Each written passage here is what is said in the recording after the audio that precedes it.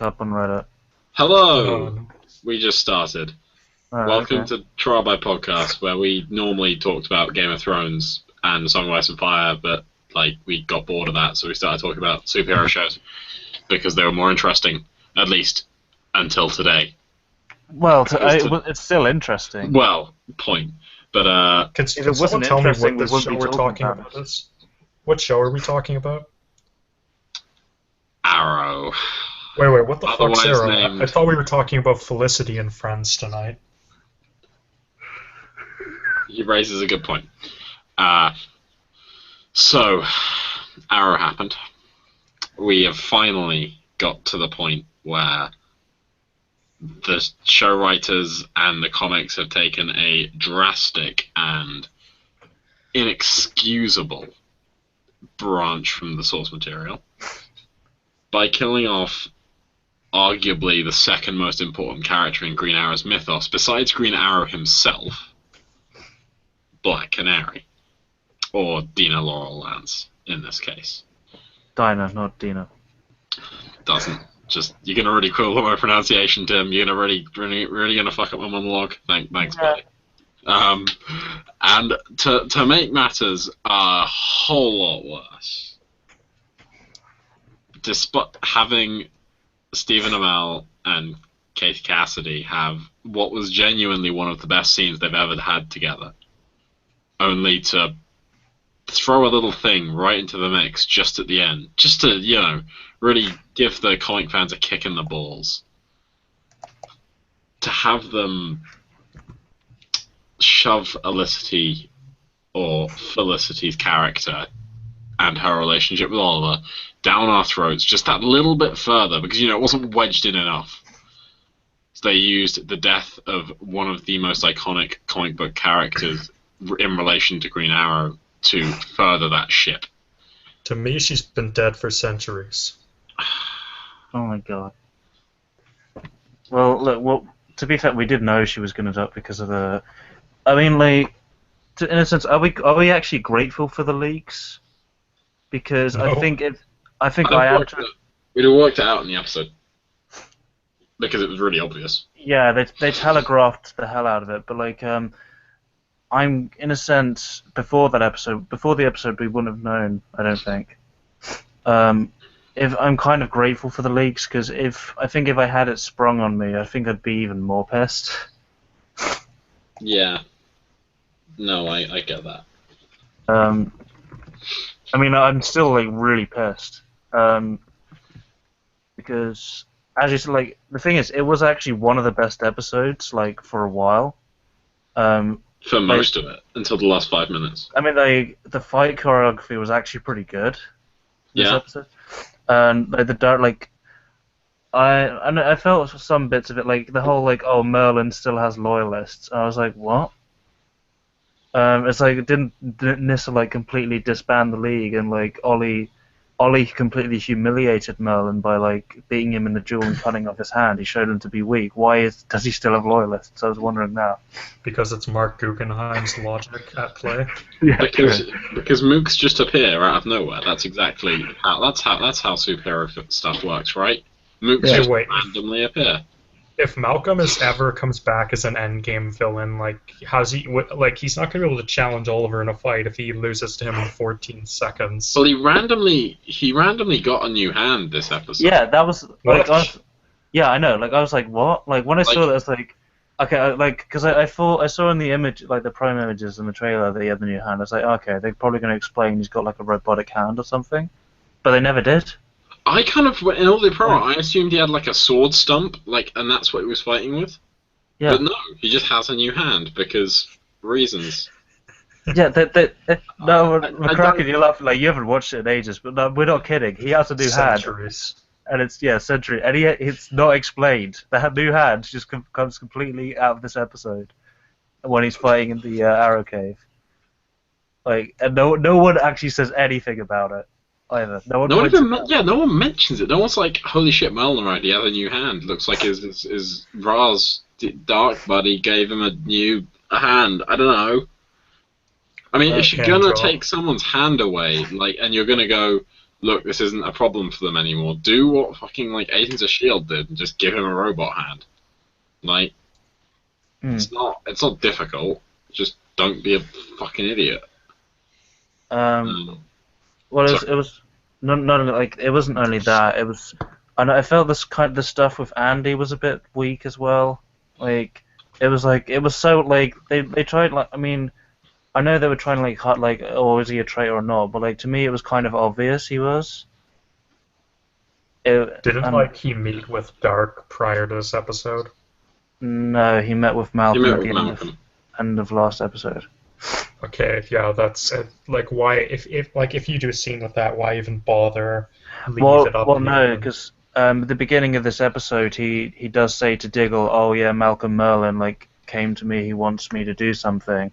Like so, they were trying to like play it off as though like Andy was like being cooperative and like telling Team Arrow about that scheme, but I don't know. It seemed kind of obvious to me, like when all the like schemes and distractions went on. It was, and that's like, although I suppose we'll get to it, but it's kind of a symptom of a large problem. Like the whole Andy plotline was fucking awful. Like it's like we hadn't seen him since episode 12, and then he just suddenly appears out of nowhere in the end of episode 17. Like what kind of plotting is that? Yeah. The best plotting you can do in like a tenth of your show is committed to the plot. I mean, who really wants like a plot and like a well-developed villain character when you can have a good 2 hours of watching Felicity go, oh, but Oliver. Like, why would you want a good character? You can have that. Who doesn't want to have? What? No, Ray, Oliver. Who doesn't want that for a nice 2 hour? Well, I'd want it if Zoom was involved in that love triangle. Okay, I feel like this is gonna get dark really quickly, like super quick.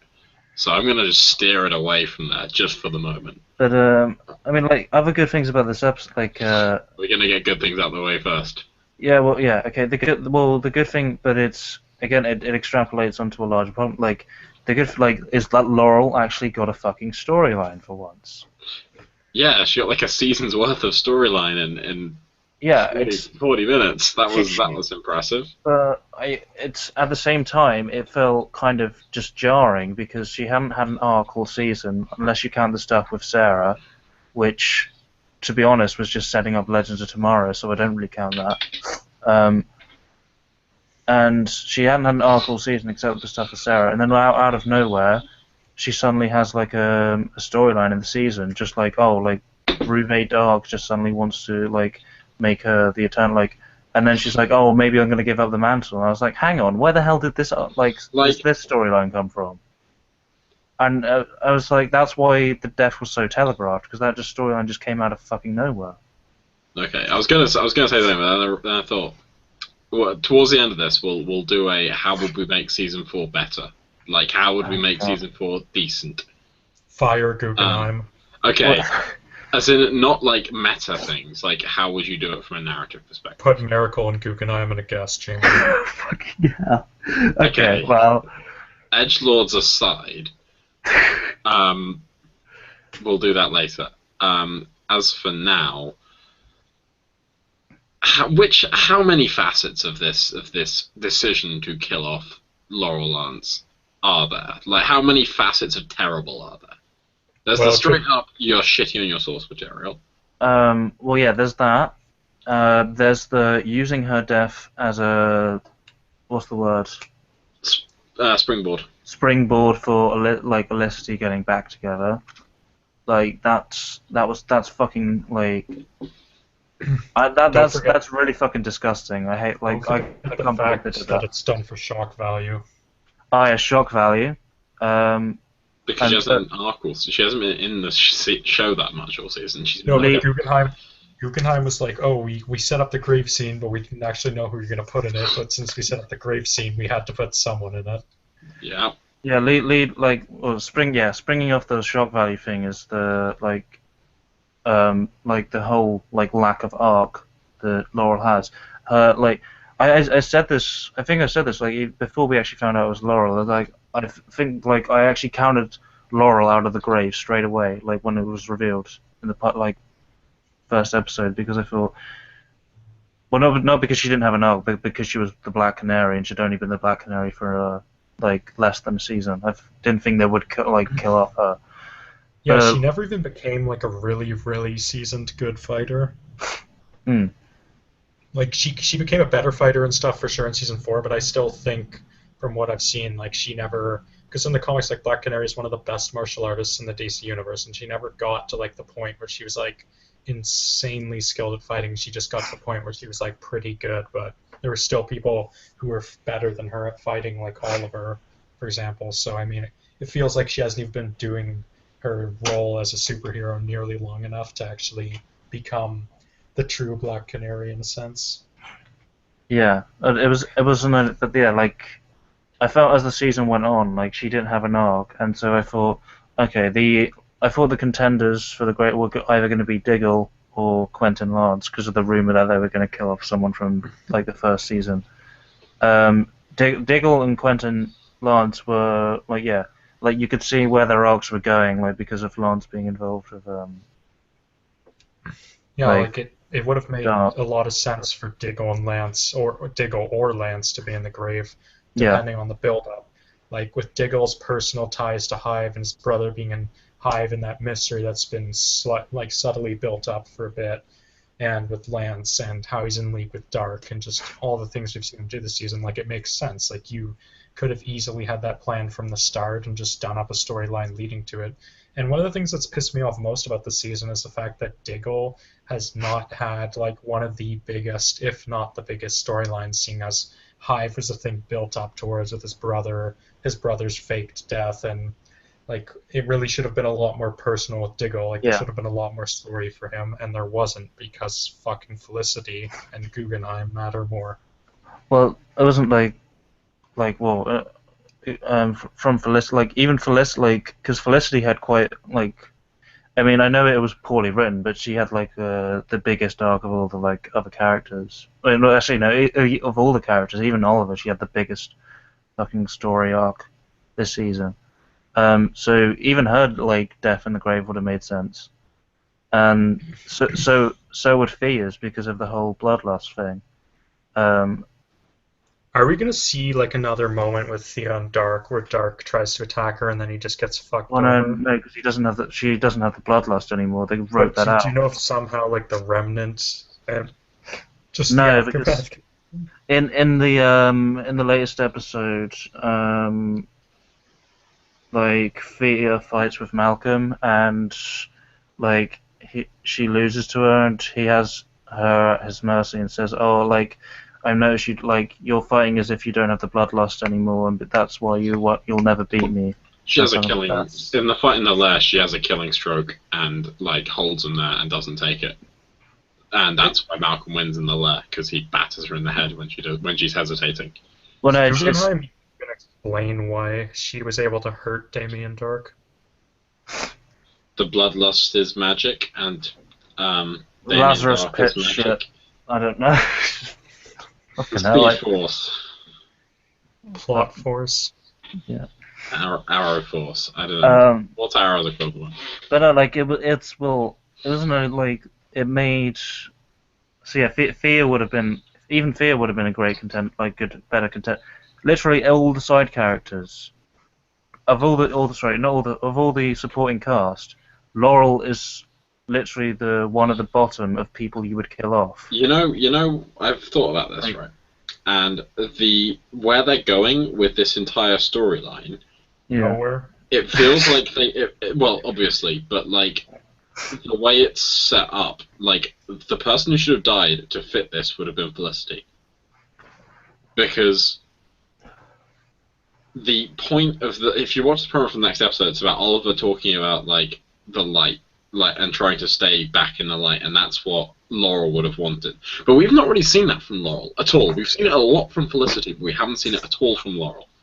And it just doesn't fit with what we've seen. That Felicity's always been the driving force for you've got to stay in the light.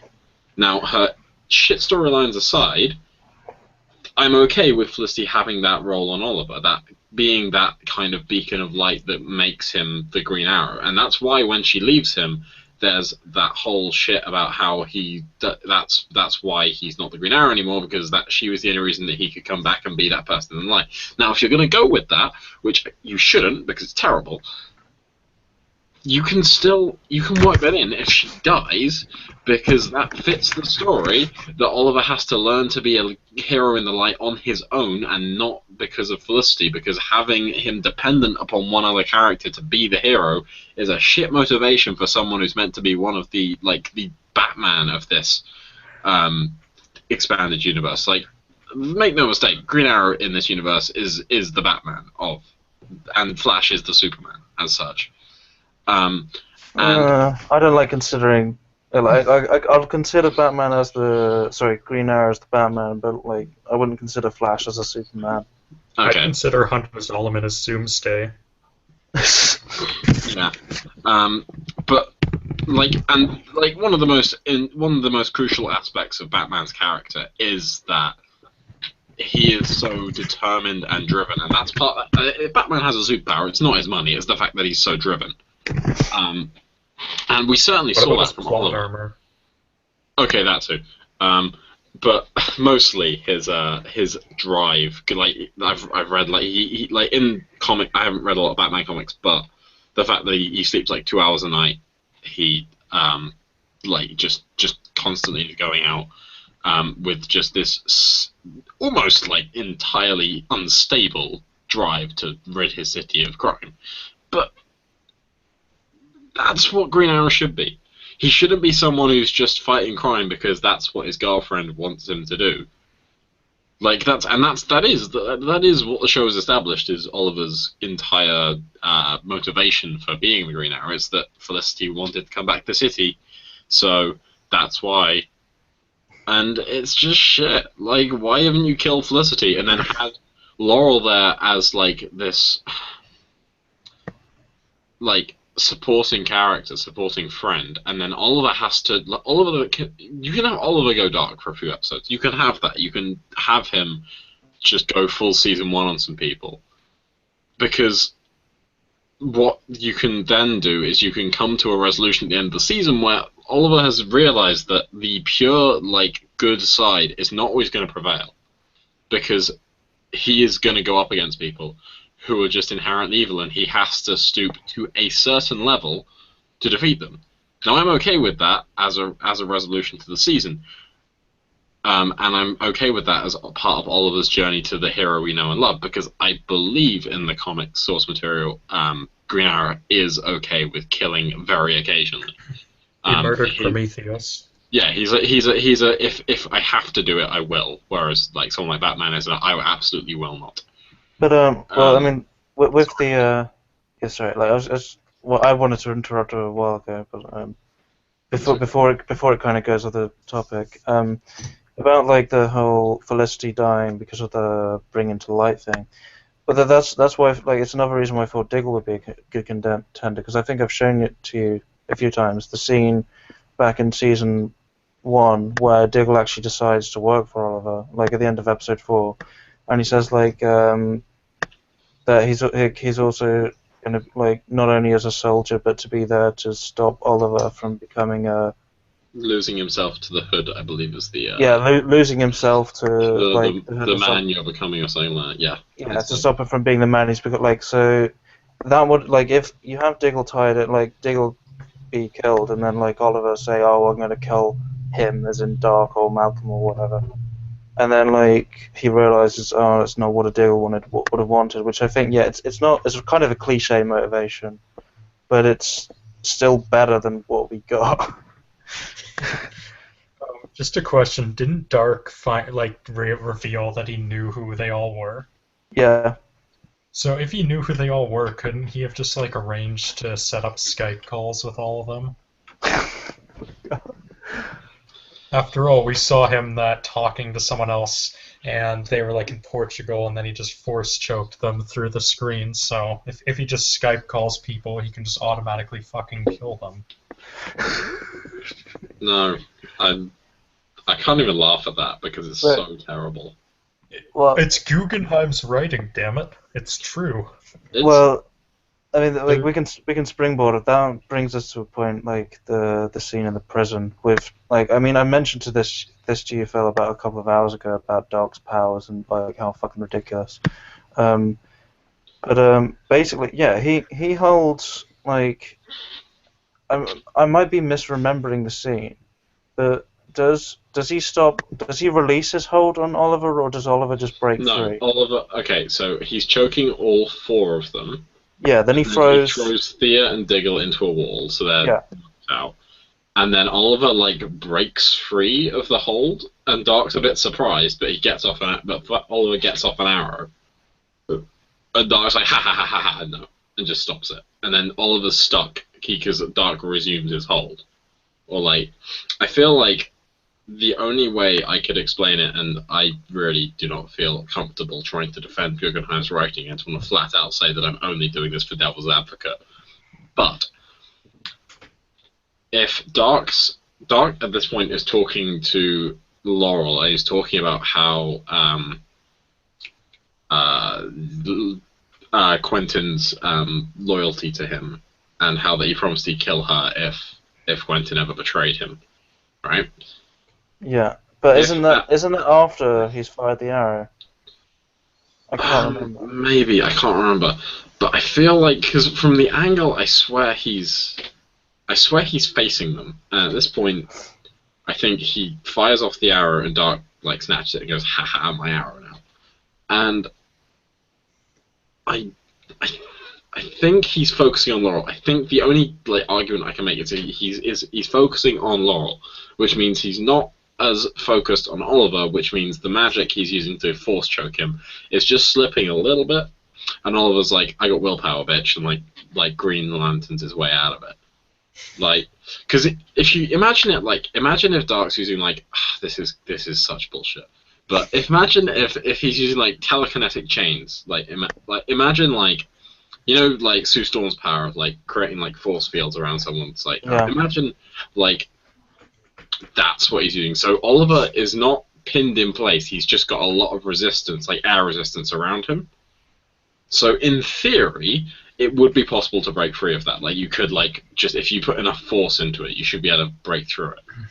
So what I'm saying is that maybe Oliver just brute forced his way through it because he was desperate, because he was really scared for Laurel's life.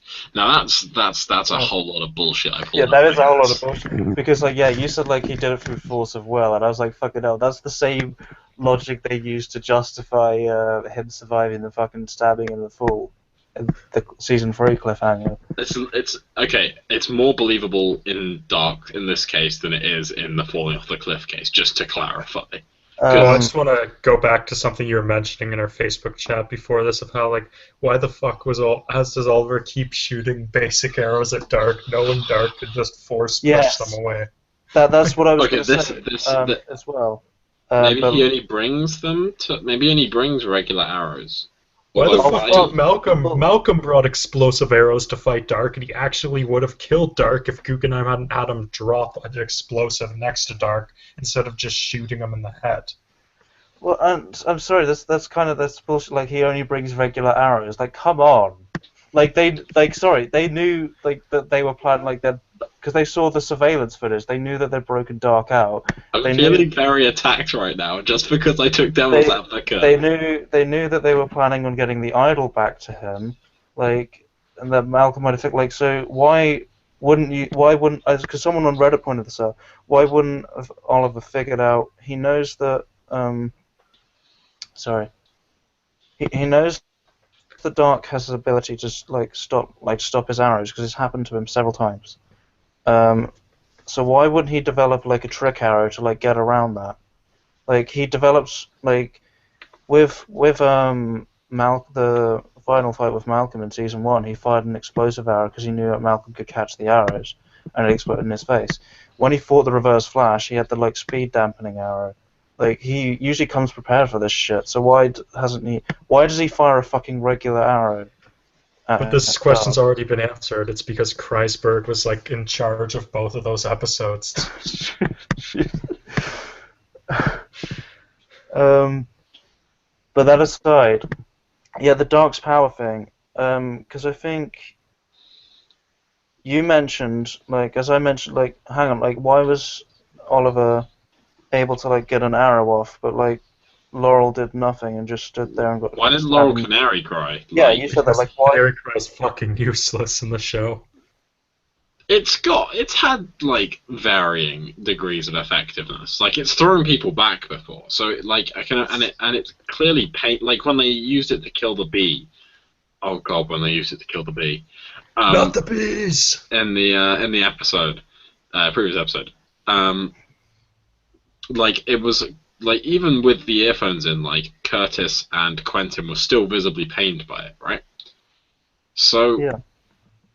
Like, surely that would have at least broken Dark's focus and let them like. Yeah, it would have broken. It would have broken Dark's because he would have like it would have broken Dark's magic because he wouldn't have been able to hold them in place.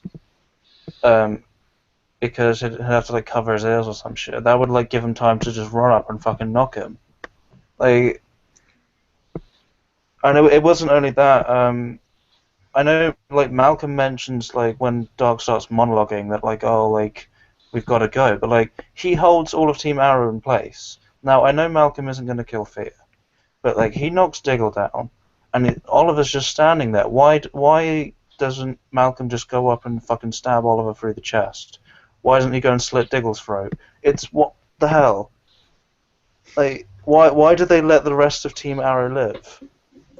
I For don't what purpose? Because the plot Malcolm demands didn't it. have the willpower to kill them. Because he bested him in trial by combat, and by league law, Malcolm cannot kill someone who did that in a situation that isn't a trial by combat.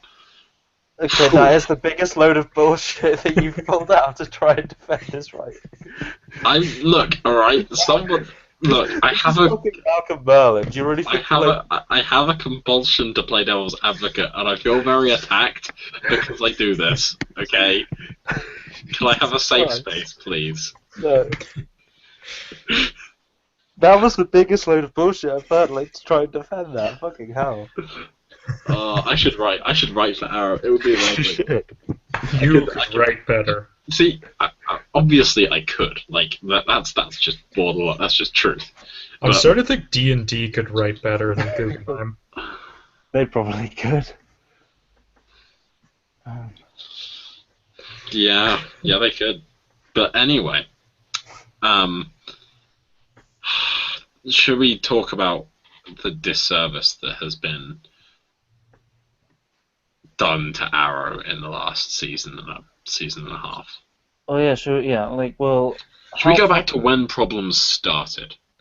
Yeah. So where did problems start for you? Second half of season 3, Slade episode. I have. Yes, that's actually entirely right. Well, no. Let's go back even. Let's see. Where was the? Because I mean, some people said they had an issue with Sarah's death in the first episode of season 3. I didn't. I think it was. That was good. I thought.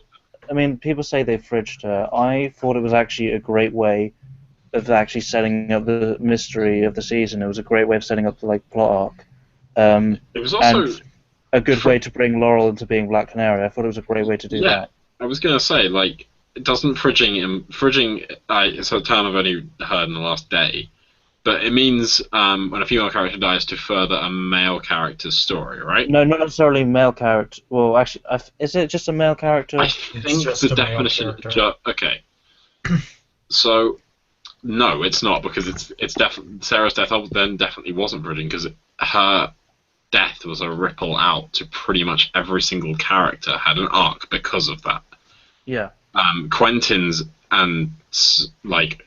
It was used incredibly well to do the Quentin-Laurel relationship.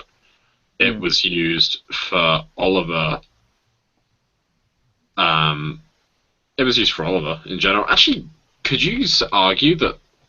Wait, no, you couldn't. Yeah, no, you couldn't. That's annoying. I was gonna say if you could say it's the reason for Felicity happening, Oliver. Tormented by having lost a friend, just falls back on the nearest person who's available to him. No, because Felicity happened. That's happened what I was going to say. it goes back earlier than the Slade episode. It goes back right to the beginning of episode 1, season 3. Because I know you said like LSD as a whole isn't a problem, but like you know Yes, it is. you want to track a cancer back. You've got to go right back to the source, and that's season 3, episode 1, where I can go even further back if you really want to go back to all the ship teasing that was the most annoying. Yeah, but that's ship teasing. Like yeah, but that was bad. It made me groan a bit, but it didn't kind of get in the way. Like it didn't feel like they were actually setting up anything. It would just seem like they were just kind of like poking fun at it. It didn't feel because it did like, and that's why season 3, episode 1, and out of nowhere, Oliver says he loves Felicity, and I was like, wait, what? I just like, where did this come from? Like that's not at all the position he was at the end of last season.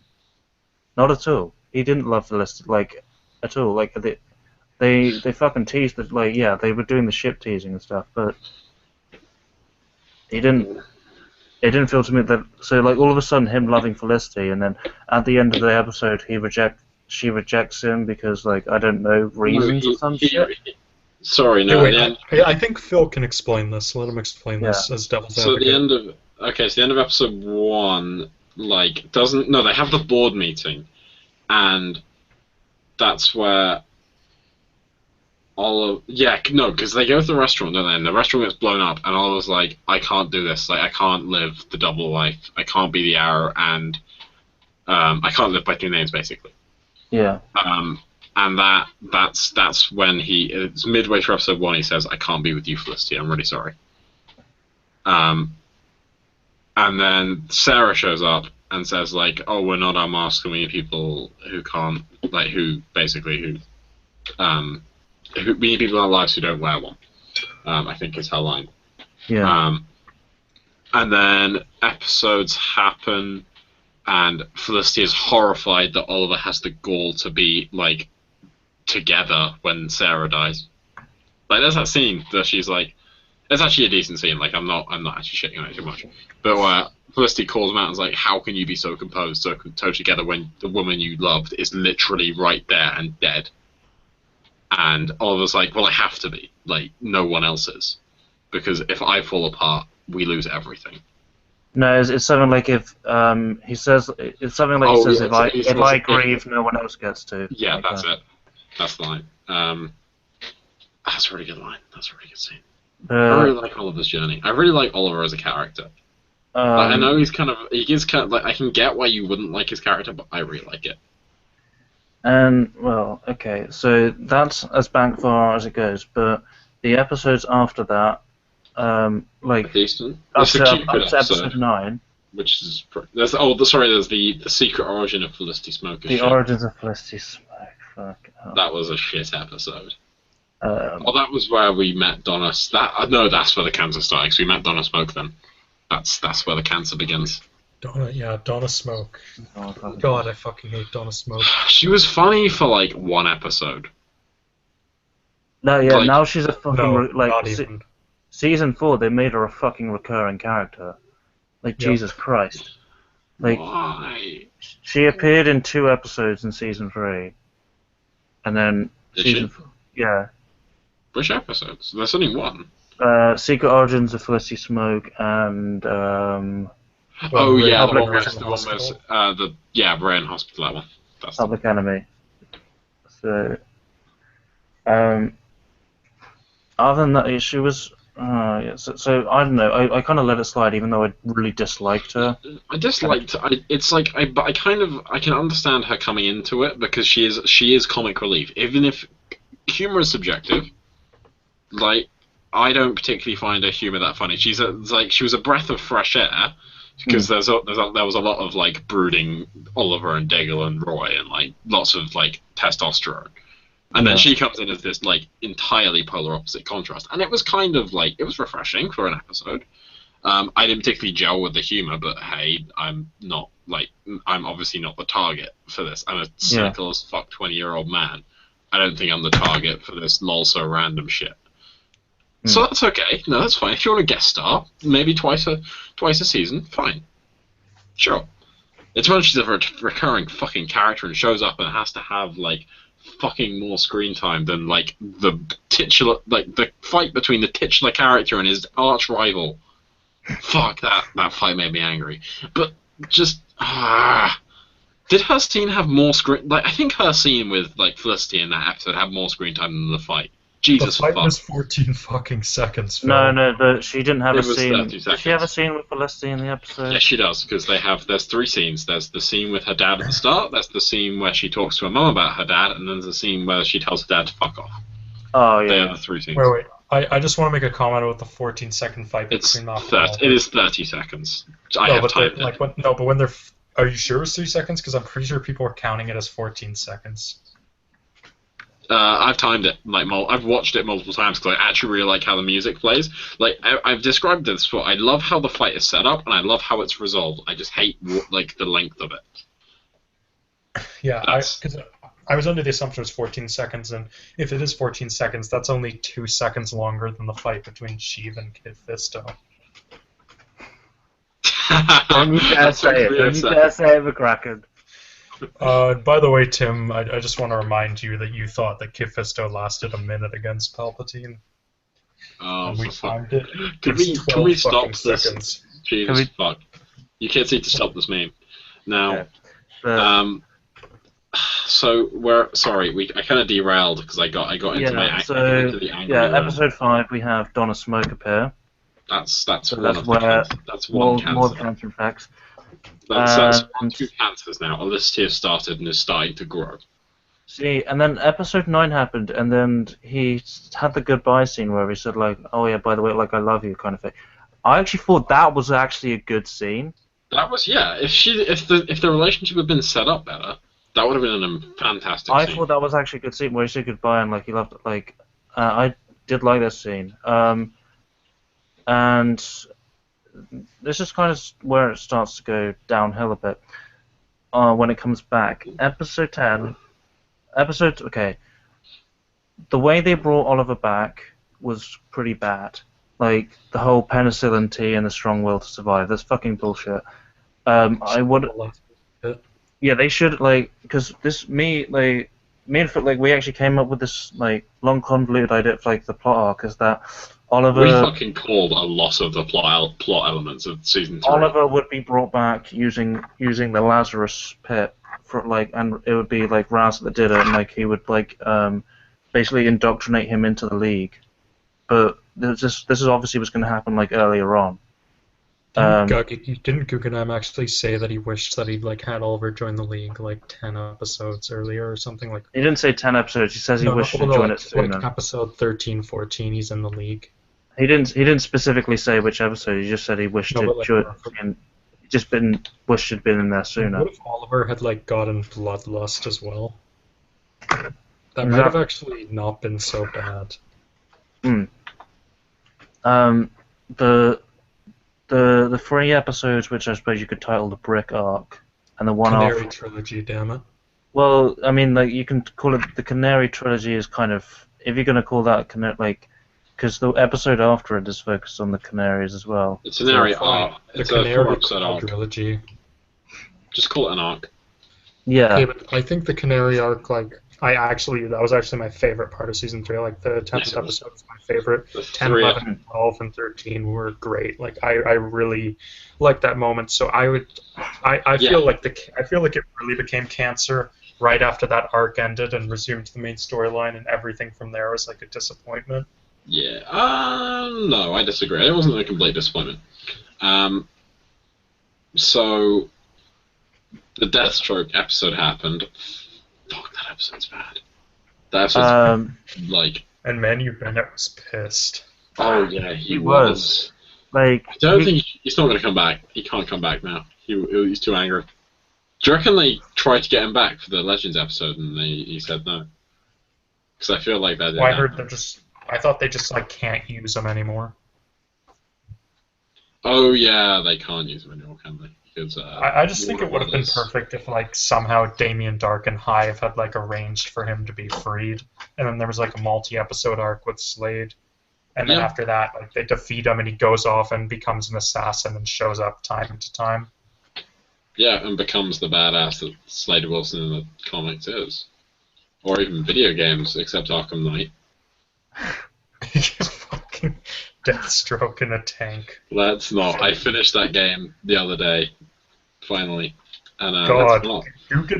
Guggenheim would put Deathstroke in a fucking tank if he ever No, he came back. wouldn't. Yes, he would. No, he wouldn't. He'd put Deathstroke in a fucking like he would never like. I know putting Deathstroke in a tank is a bad idea, but he wouldn't even do like. He just put. Actually, no, he did. He put Deathstroke in a fucking soap opera rope. Like, see, that's as good as season 2 was. Like, yeah, Slade's motivation was fucking stupid. Oh god, it was. The Shadow. I saw someone say that like Slade was for the most well-written villain Arrow's done, and I disagree. That's not true. Merlin is the most well-written character Arrow's done. Season 1, yes. After that, I like the way his character goes in season 3. I'm gonna say that. I like the whole like I'm your pragmatic choice versus everyone else being the ideological choice.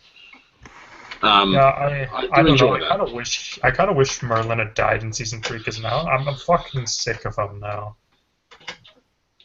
I don't know. He could have been good. He's just been like, and I like John Barrowman's performance as Merlin because John Barrowman is fucking good incredible. and stuff. It's just I'm sick of the character. It just seems like he's around too fucking often on. Like he's always somewhere fucking everything up.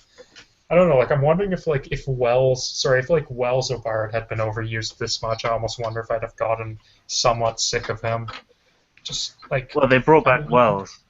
No, but like Wells, I'm saying Wells O'Barrett, but like Eobard Thawne, it looks like he's gonna be like more of a recurring villain. But like Malcolm Merlyn, like he's been around so fucking often since season 3. He's like always fucking something up. It's like shit. Like why is he suddenly being used all the time? I just wish that he could be more recurring and less main character. Yeah, I see what you Yeah, mean. have had him not appear so much at the start of the season would have been good. But yeah, like back on point. Yeah, the Deathstroke episode with the which was also the flashback episode. Yeah, they had fucking What Deathstroke. even happened in that flashback? I can't even remember. I'll get to that in a second. They had Oh, Deathstroke yeah, fucking that was lose.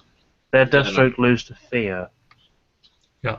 And then he gets put back in Deathstroke the. had 5 minutes of screen time. I mean, And then he gets put back in the fucking cage. I was like, well, what was the point? I thought they were like gonna have him break out by the end and like have him like as a force to be reckoned with, like just kind of behind the scenes, that Ollie's got to watch out for. The only point I'd make about Thea beating him is that Thea has been training with Oliver and Malcolm for the past like few months, right?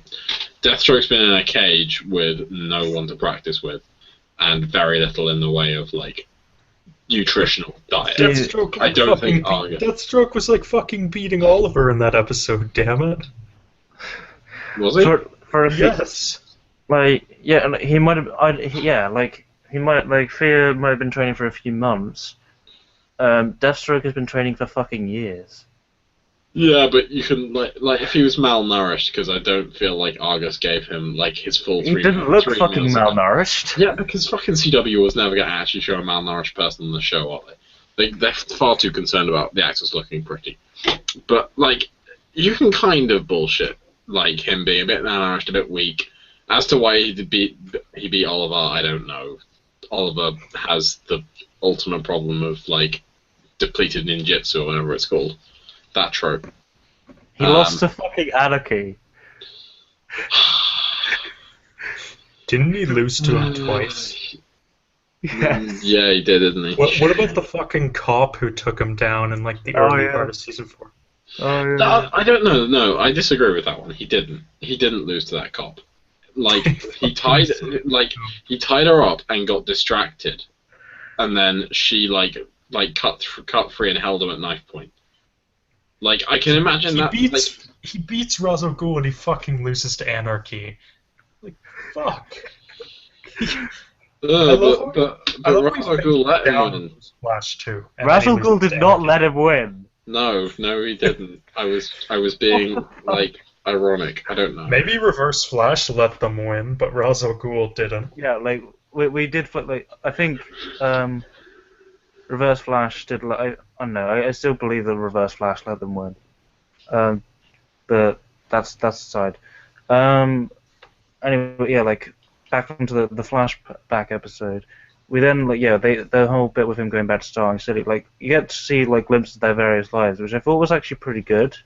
Yeah, Like, overall, I like but then they had the scene where he breaks into Queen Consolidated and he sees Felicity, and in one of the most forced moments that show does, she looks at a picture of Oliver and says, "You're cute," out loud, and Oliver kind of looks at her as though she's like some kind of angelic figure or something. And I was like, "Fucking hell, that's some of the most contrived shit I've ever seen."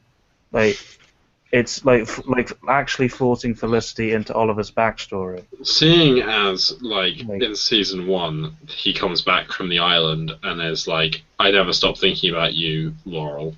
yeah. Like, also, Well, can we just get, can I just... We know that's not true. Like, Can I circle back, Sarah and probably gonna fuck Tatiana. can I circle back to season 4 and the travesty of, like, the writing? So in season 1, we have Oliver return to Starling City, and he be utterly devoted to fixing it with Laurel, basically, right? Yeah. How, given that the flashbacks and the main storyline are meant to, at least thematically at least, kind of interlink, how are they going to pull this so that Oliver is thinking about Laurel on the island? In the final season. Yeah, because she's not around anymore for him to think about. Like, she's gonna, like, they're gonna have it it'll just be a fucking disgustingly jarring, like, travesty of a fucking season. Where No, he Oliver's probably like, won't think about her in the flashbacks. He'll probably just ignore it. I'm aware of this. Like, I am aware but that's bullshit. That's being inconsistent in your own fucking writing. Well, it wasn't like, remember, like this episode, all of a sudden they brought back the image with the photo of Laurel he had on the island in both the flashbacks. Oh god, I nearly cried. I was verging on tears when she pulled it out of when he pulled it out on the flashback, I was like, really, fucking really, they're gonna bring it back now, like as soon as the episode they're killing her in. It's like you don't bring it up at all. They haven't brought it up since season 1 when he had the like photo of Slate. Like he showed it to Slate. Season 2 was it at all? I'm not sure if it was in season 2. I don't think so. Like I might be misremembering. But yeah, it might not have been actually. I was just thinking, like, really, you're gonna fucking bring it back right this second when you're gonna kill her off. It's like giving her a storyline when you're gonna kill her off. It's like giving her a good heartwarming scene with Oliver that you haven't had in ages when you're killing her off. It's like, for fuck's like, actually writing her well in the episode you're gonna kill her off, and I think I said this to you yesterday. It's like, is that some kind of sick fucking joke? Like, just. But it's organic, Tim. It's fuck organic. Jesus. Yeah, like that fucking scene in the flashback with Felicity. I was just, Jesus Christ. Like, it was so, like, because when he came, I mean, when he came to see her in the like episode 3 of season 1, I didn't feel like he came like to her directly because he'd seen her before. It felt like, like, oh, there's this like IT person, and I'll ask her for help. It didn't feel like kind of like that, like they'd seen her before. But anyway, and then wait, what happened after that? Then we had Nanda Parbat, which was a good episode. No, it wasn't. Yeah, well, that episode was great. No, that episode was fucking, like, it was hyped up so much and it didn't deliver shit. What do you mean it didn't deliver? Ra's al Ghul wanted Oliver to be his heir. We all, like, they just, like, they fucking ripped it off the Batman storyline, but it just, I don't know, I just didn't fucking feel like there was any weight behind it. Because I did. Because to be fair, I did watch the entire fight and came up with a full-on fucking like theory that, like, if you watch the fight with Ra's al Ghul, it's actually quite interesting.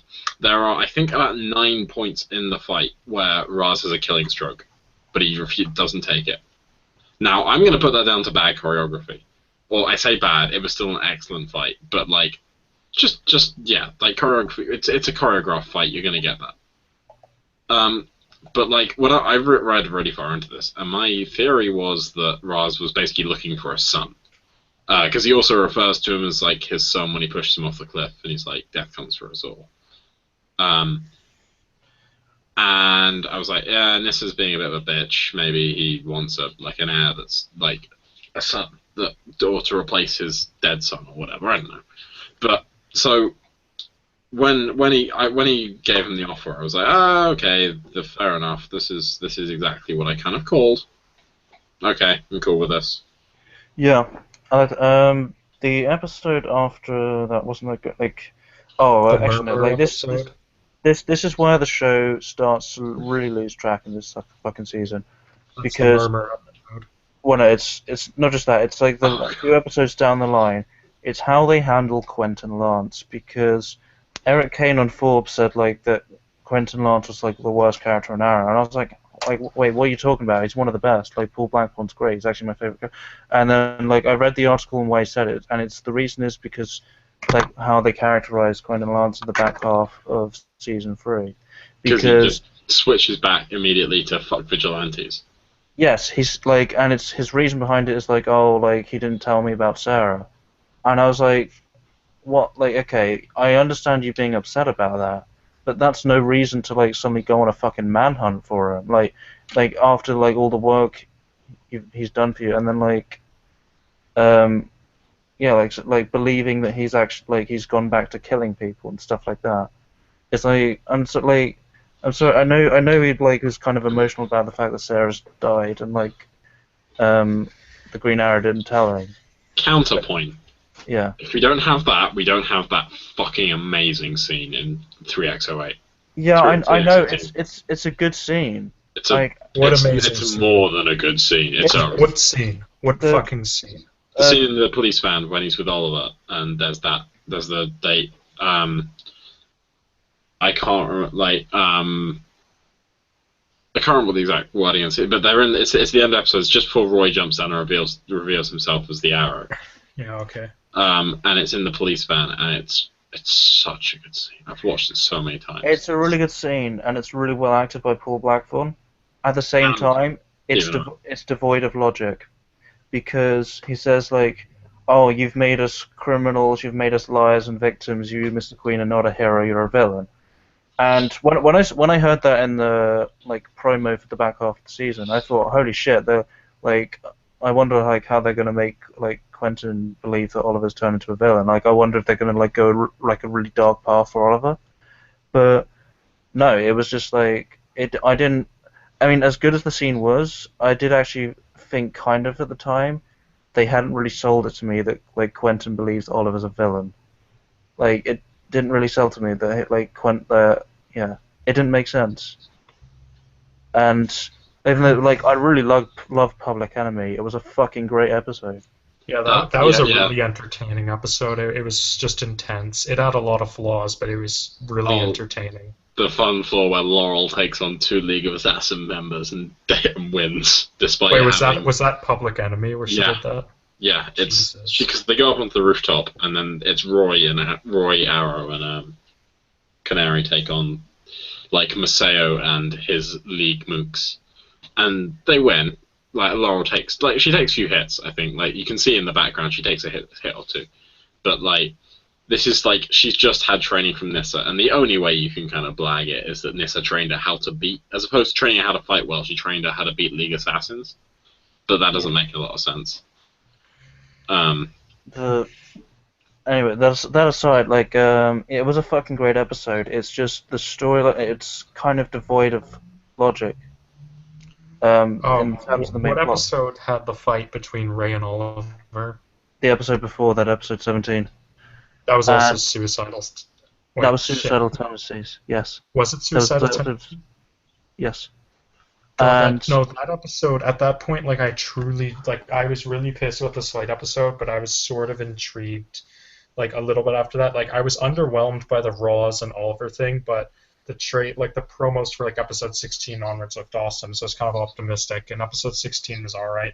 Episode 17, though, Suicidal Tendencies, like, the Suicide Squad was such a fucking disappointment, I remember. The only good thing about it was fucking Deadshot, and that Cupid was sort of like Harley Quinn, and the Deadshot flashbacks and Hive Easter eggs.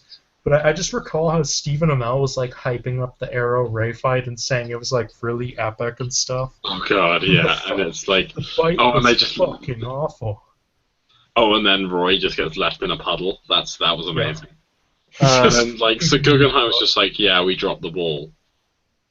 Like, no. Like, back then I laughed it off and was like, oh, you dropped the ball, oh, silly you. No. Like, you can't drop the ball like that. This is well, this is no, not to be fair, I think, because I sent it to you, and he said, you know what, that's fair enough, they admitted to fucking up. And I still kind of agree. Like, even back then, I agree, like, he admitted to fucking up with that. But he's made so many mistakes now. How do you make a fuck up like that? Like, how do you not realize why the fuck is Oliver just leaving Roy behind? What the fuck? It's like, what about the fact that, like, Guggenheim's just standing there as they're filming and watching Stephen Amell just walk away while seeing Colton Haynes lying on the ground? Like, how the fuck does he still not get the idea, wait a minute, why is Colton Haynes just being left behind there? Like, how the fuck are you that stupid? It's probably because it's a different, like, Colton Haynes probably wasn't in the shot. Like, he wasn't in the take, so he wasn't even on the But I like thought set. you saw, like, Roy's body as Oliver was walking away. Yeah, but that was in a different shot. Like, so, like, he probably wasn't on the set at that particular take of him walking away. Fuck. But anyway, what was I gonna say? But yeah, like the episode 17, that with the when they had like the trouble is it could have been good, but they put too much into the episode. Like they put the like Atom versus Arrow and the Suicide Squad into the same episode, and it just kind of jumbled and it didn't fit. Well, the Suicide Squad was almost just empty. Like almost everyone just got taken off. Yeah, it was a terrible like gussing of the squad. Like the team itself was shit. I mean, sure, Deadshot was awesome as always. It was Deadshot and Cupid. Pretty good. Deadshot and Cupid. But the fact that it was just like Deadshot, Cupid, and then Diggle and Lila were just sent to join them, like that was cringeworthy. That there were just like really like two regulars left on the team. Hmm. Like at least Tiger, come on, like Tiger could have done it. Bronze Tiger got killed off in Arrow season. I thought Bronze Tiger actually kind of sucked on the show, but at least like we got him. Well, When did he get killed off? He got killed off in Arrow season 2.5, the comics.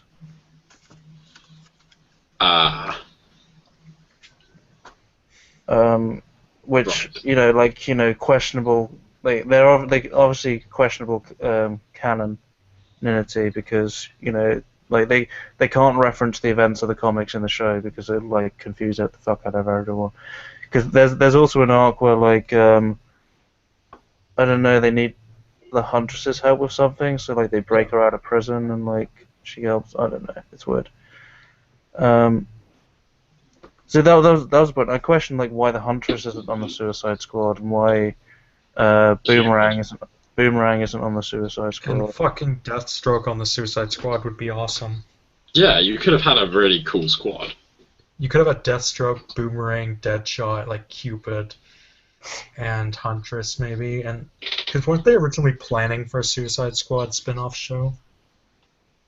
I've heard about that. I'm not sure. I don't know. I don't know about that. But anyway, like we got lots to cover, so let's not get off track too much. So Public Enemy was a great episode, but they fucked up Lance.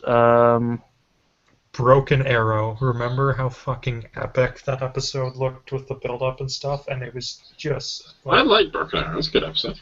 They teased that someone was going to die in episode 19, or Guggenheim did, and we were like, oh fuck, this is that episode, isn't it? Yeah, we were like, oh fuck, Roy's gonna die.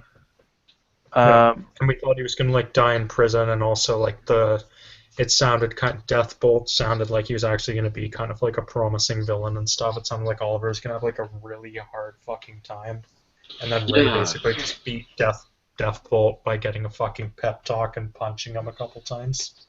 No, like Oliver was able to do it through the like weird. No, but he lost control. So Yeah, then he Ray lost got control. Oh, yeah. And, like, he was like, Ray, come on, get your ass up. You're a hero, Ray. You can do this. Oh yeah, And true. then Ray just punched him like 3 times and won. Saying that, if we're going to criticize Arrow for doing pep talk victory, we can criticize Flash for 90%. Flash does it way more than Arrow. I'm Yeah, sorry. exactly. Like, Uh, I will sing the praises of Flash, So but not for that.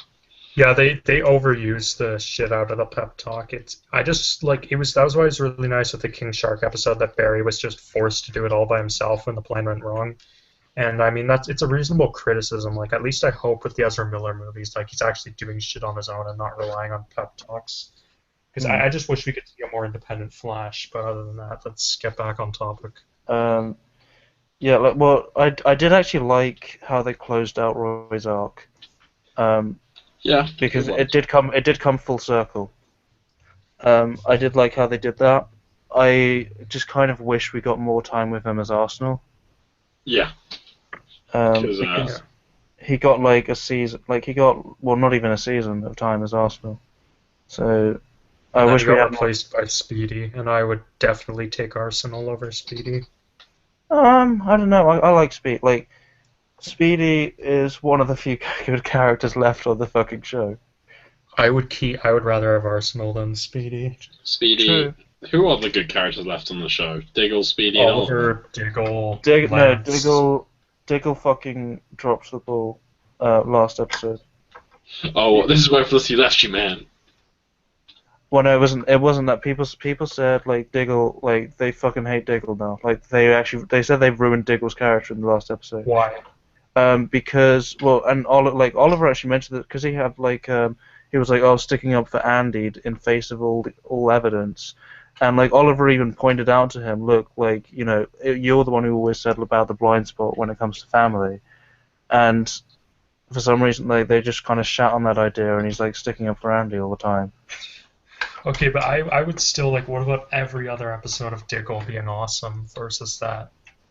I mean, at least with Felicity, we've had like 2 whole seasons of her being shit to combat 2 seasons of her not being shit.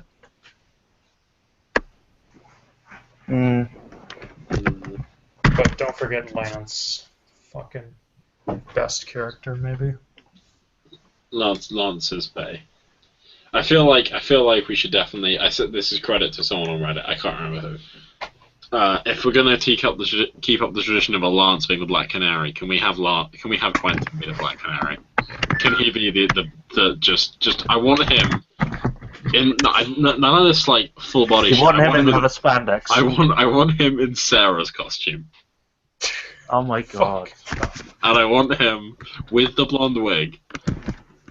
And I want him to like just instead of Canary Cry, I want the son of a bitch. The son of a bitch shout, and it just blasts people back. That's what I want. Fucking hell. No, that reminded me though. Someone on Reddit said something like this.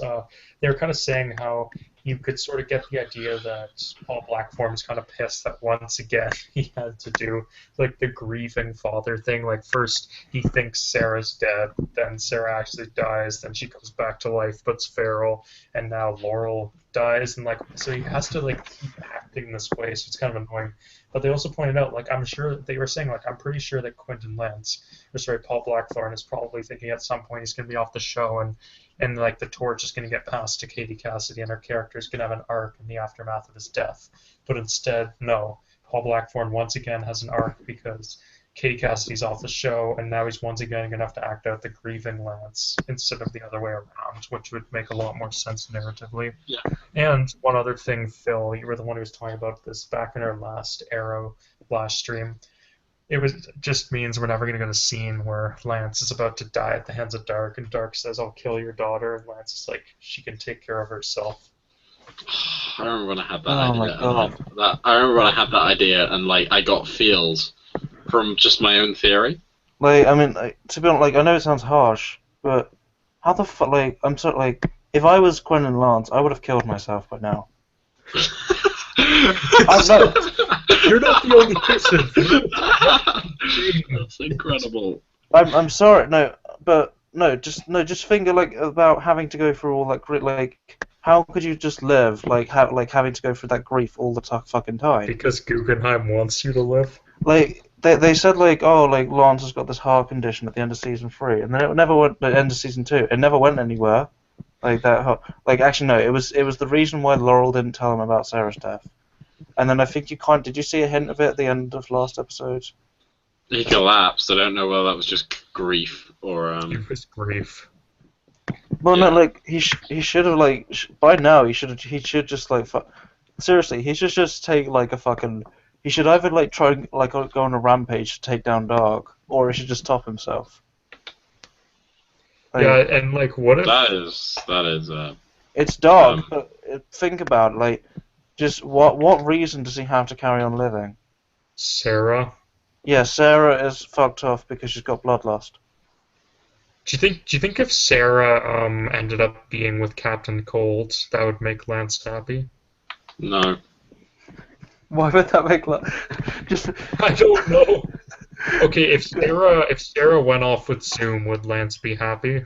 Like I could just imagine like Snark. I hear that Guggenheim's trying to make the Captain Canary ship come true on my God. Legends. I don't know. I kind of Apparently like Guggenheim said that he's trying to do that in an interview. I like the dynamic between them, but if it becomes like romantic, I just fucking hell. If it becomes CW romantic, actually, I wouldn't mind if it came romantic, but it was not CW romantic. It'll be CW romantic. Don't Also- be silly. And I just imagine the idea of Snart just smirking at Lance while he's like. Like, just imagine a family dinner and like Sarah's like, "Oh, sorry, I'm just heading up to bed," and then Snart follows her, and then Lance He just just turns as back they and go then up the just stairs, he smirks. just smirks at Lance. Oh, that would be incredible. I think Lance would kill himself I then. think Lance would just pull a gun out and just kill him, just be dead. Not my daughter, you son of a bitch. Oh my Yeah. God. That would be amazing. And then afterwards, he'd walk into his bedroom and find Snart screwing Donna. And then not a word is said, and then he just turns around, just like on top of her, just smirks as he keeps humping her. Just, oh, that would be terrible. Yeah. No, Better than That's- Guggenheim. Still better than Guggenheim. At least it's funny. It's so bad it's funny. And anyway, Karen, like, okay. Fucking hell. We need to get through season 3 quickly so we can talk about what's wrong with season 4. Yeah, I think Season... We've Sorry, covered Phil. a lot of what's wrong with season 4. we're on the last 3 episodes of season 3. We just do them all as one, because I feel like we can. Well, we should okay, just- so episode 20, 21, 22, and 23. Isn't 20 the one where Ross ships Felicity and Oliver? 20, Yes, so that at the fucking end of, happened. so at the end of 19, Thea gets shanked. At the end of 20, they go to Nanda Parbat. No, and end of 20, like, he becomes Darth Oliver. he becomes Darth Vader. That's incredible. And that's when Roz ships Felicity. Yeah, he ships Alyssa, like, fucking... Oh, yeah, that was a point. We didn't forget to mention that. How every character ships Felicity. And that's how... Damien Dark doesn't. No, yes, he does. Episode When? 15. Episode 15. He said, like, oh, you two just warm my stone cold heart. Fucking Fuck, hell. yeah, they do. Every single character ships Felicity. I love how Yeah, he's like to Oliver in Dark Waters, so he's like, what? What's wrong? If you want, I can have a blonde over at your house in like 20 minutes, Oliver. I just love that Dark has those kinds of connections. He's got like hot blonde chicks working for Hive. What was I gonna say? But yeah, it's like even the fucking villains, like Slade, fucking realized that Oliver loved her, like in the fucking episode 14, the flashback one. Like, it's like they had every fucking character, like just ship them, even the fucking villains. Like fucking Ra's al Ghul, fucking Ra's al Ghul. Yep. I feel like you should say it one more time, Tim. Louder. Fucking Ra's al Ghul. Like, oh yeah, and yeah, the scene where, like, oh yeah, like, Felicity just, like, back talks Raz and just has. And I was just like, why is he allowing that? Why doesn't he just, like. Because he's a cuck? Yeah, why doesn't he just beat her ass down? It's like, you don't talk to me like that. I'm the fucking head of the League of Shadows. Because he's a cuck. He's a complete cuck. Okay, like, Fuck, I bet Nissa's not even his daughter. I bet Dark slept with the girl he was with. Dark is like Nissa's father or some shit, because Ross is a total cuck. Raz is a total cuck. That might be the best line to come out tonight. well, like, oh yeah, that and, oh yeah, the fucking Felicity sex scene happened. But Well, at least we didn't get, like, Wells shipping Felicity when, like, Oliver came over to the Flash. I mean, he did tell Felicity he'd do great things in the future, but I don't think that counted. But at least when he was, like, holding Oliver down with his vibrating hand, he wasn't saying something about Felicity and saying, like, the history books say, you'll marry Felicity, smoke before you die. Well, I guess the history books are wrong. At least he didn't do that. yeah, fucking hell. Honestly, if we got a scene of, like, Wells O'Barr just, like, tearing his vibrating hand through Felicity's head, it would make my life. That's Anyway. just a bit twisted, McCracken. That's just a bit twisted. I did like. See, this is like. I did like the setup, and I did like. Because I thought they were going to do this earlier. I did like the idea of, like, evil Oliver. And Yes, I like kind of that. indoctrinated by the League. And I think, like, because, like, a line that Tatsu says earlier on is, like, only the student can defeat the master or something like that. So I think you came up with the idea that Roy was going to, like, come and, like, defeat Oliver. Yeah, remember our theory that Oliver would be the big bad of the season? Yeah. I only remember your theory that Ra's al Ghul wanted to become the Green Arrow. Oh yeah, that Raz just God. had lots of different Green Arrow costumes in his room and just were like. Yo, just, why the fuck just did like, he have all those Green Arrow costumes? episode 15 should have ended with Ross going, "Hey bro, can we switch places? You Where can did leave Ross this, like, get you can the leave this. Green Arrow costumes? Where the fuck did he get them? He's Ra's al Ghul. Yeah, Merlin uses that line. Yeah, you can use it. Yeah, he's actually Ra's al Ghul, so he's Ra's al Ghul is a total cuck. Not when he's anyway. not Merlin wasn't. Merlin just fucked his best friend's wife. I like the Al Sahim episode. Yeah, that was really awesome. But you And guys then- know that if they did more of the evil Oliver, they would have used fucking Felicity to snap him out of it and turn him good. You know they would have fucking done yeah, that. okay, yeah, I am aware of this, right? But you see, McCracken, you're failing to realize that this is all inside my head. So I can make this however I want, and I'm going to make it that Roy beats Oliver in my head. That was how this was going to end. Fucking hell. Anyway, Then, actually no, but Sorry, episode 21 is where end of it, and it's like it's revealed what Raz's master plan is to use Alpha Omega from the flashbacks to destroy Silent City, and that's where I was just like, fucking really, they're doing this again for the third season in a row, like. And then at the start of season 4, we just Yeah. immediately learned Dark. Yeah, like we learned Dark's plan from episode 1 of season 4 is to destroy Starling City, and I was like, for fuck's sake, can you not come up with a different villain motivation? Yeah, I know. Like, why couldn't it have been about like Dark having taken over the city and made it into Hive's lair, and Oliver like coming back to try and like retake the city and stop Dark from like taking it over? I don't know, but I thought they were gonna have like the season finale take place in Nanda Parbat, and they didn't. They had it in Starling City again. Remember how they were like hyping the shit out of the plane scene on set and saying I was huge, and then it was just lame as with shit. the most just unsatisfying "my name is Oliver Queen" because it had no build-up, no build-in whatsoever. He just says it for no reason. Because yeah, I thought that scene was going to take place towards the end of the episode. It takes place within the first 5 minutes, and then it's like the trailers made the line seem really impactful and powerful. I was like, holy shit! And then That's really awesome. And then, the plane scene was literally like it's not even a good like mean scene like the plane scene from The Dark Knight Rises. Like it's just. Did the plane scene in like the finale of Arrow season 3, like did the plane scene have understandable dialogue? I can't remember the dialogue. Sorry, that just reminded me, like, how they drop off the virus in, like, the cell that they put Team Arrow in. And I know there was, like, a glass wall behind the cell, but why the fuck is Roz releasing the fucking Omega virus in the end of her bat? Like, what a fucking idiot. Why would he do that? Yeah, why would you risk it? Like, yeah, you might have an airtight room, but like you're in a mountain. Maybe there's some cracks somewhere. Maybe. I love how Oliver just, like, guessed ahead of time that Roz was just going to sort of, like, use the virus. Well, Roz would have told him, but still, like, Oliver was, like, prepared for it well ahead of time. Like, what the fuck would he have done if Roz just said, oh, wait, releasing the virus would be risky. Let's just behead all of them. Yeah, and the execution of the finale was fucking awful.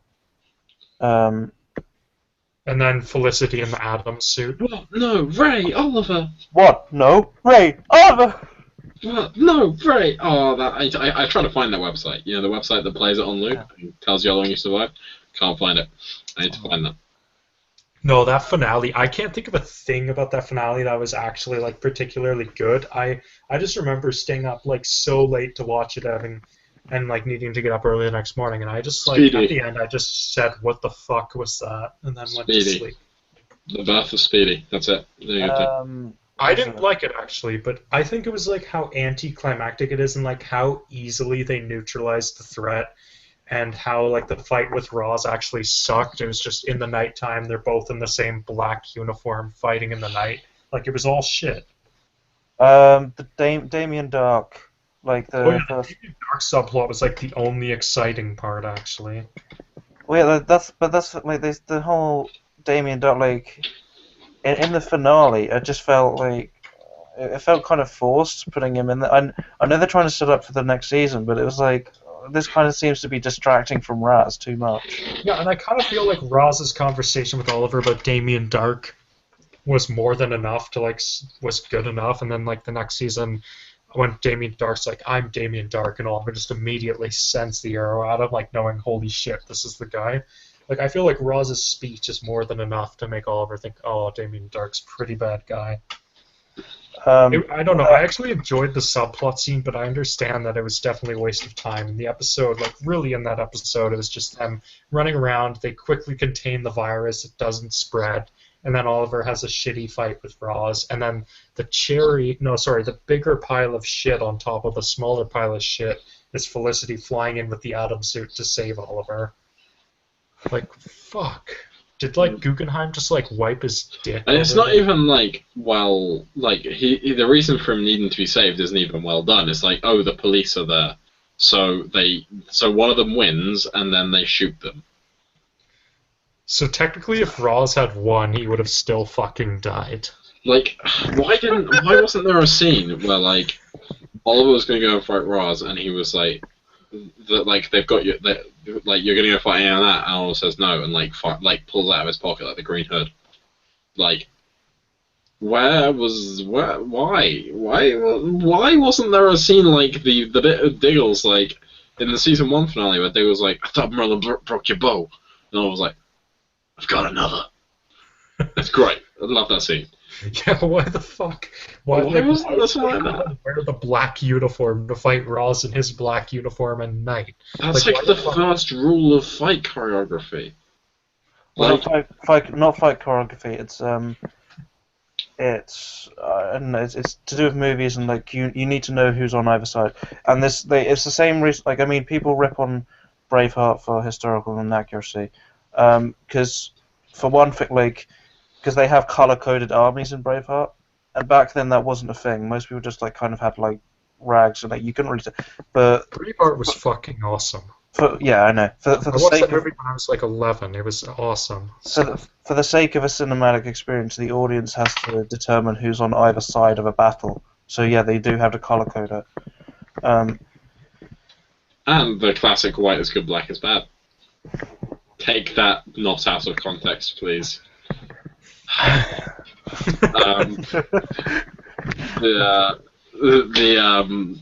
Yeah, like white for good and black for your evil character. The fucking cherry on the top is the end, like where he decides, like Oliver decides, oh yeah, I'm gonna go off with Felicity and be happy, and then he says, you know what?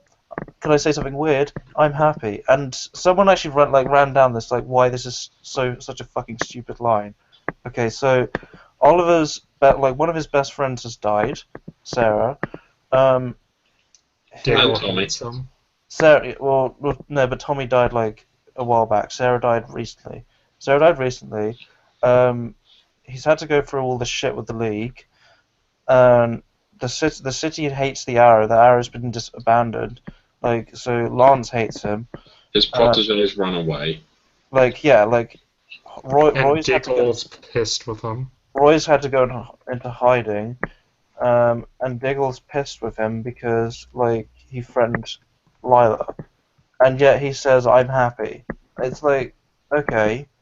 Someone on Reddit also pointed out that Roy basically gave up his life as Arsenal and had to go into hiding just so that Oliver could keep being the Green Arrow, and then Oliver fucking retires a couple episodes later.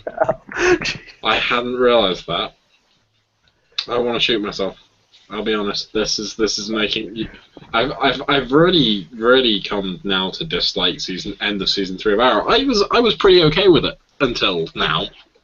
I was oh, the end's a bit shit, but the lead up to it is all good. It's all right. I enjoyed it a lot. The build-up made it look like it was going to be awesome. I remember even the finale, the trailers weren't showing much. You didn't see much except all you heard was Diggle screaming no, no, no, and you thought some shit was going to go down.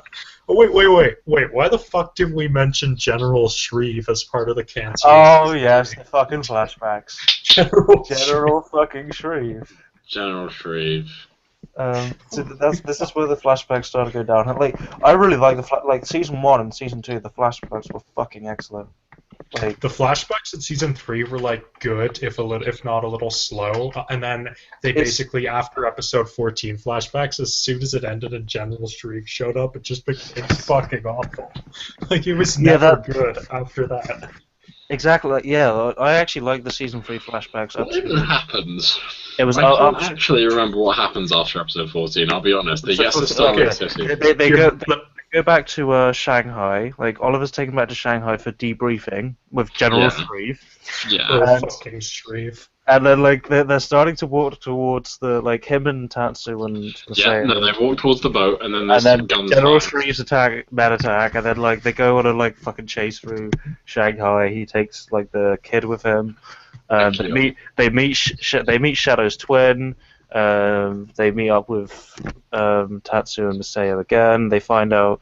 Oh yeah, then they go find Amanda Waller. She's been shot. And she says, "Oh, he's planning to General Shreve is planning to release the Omega Alpha Omega." So then they go chase after Waller's truck. No, sorry, Shreve's trucks or something like that, where they have Stormtrooper aim. Yeah. Oh yeah, remember that.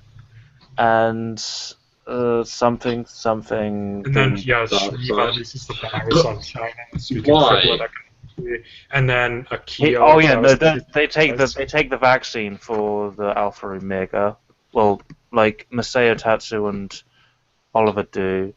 The child who's Akio, his name is Akio. Akio dies from the Alpha Omega. Oliver basically franks the shit out of. Oh yeah, I remember that. Yeah. And then Tatsu's "Oh my god, you're so dark side now." Masaya gets all emo, "I'm gonna go leave." Tatsu hugs Oliver goodbye as he gets onto a boat to Coast City. The end.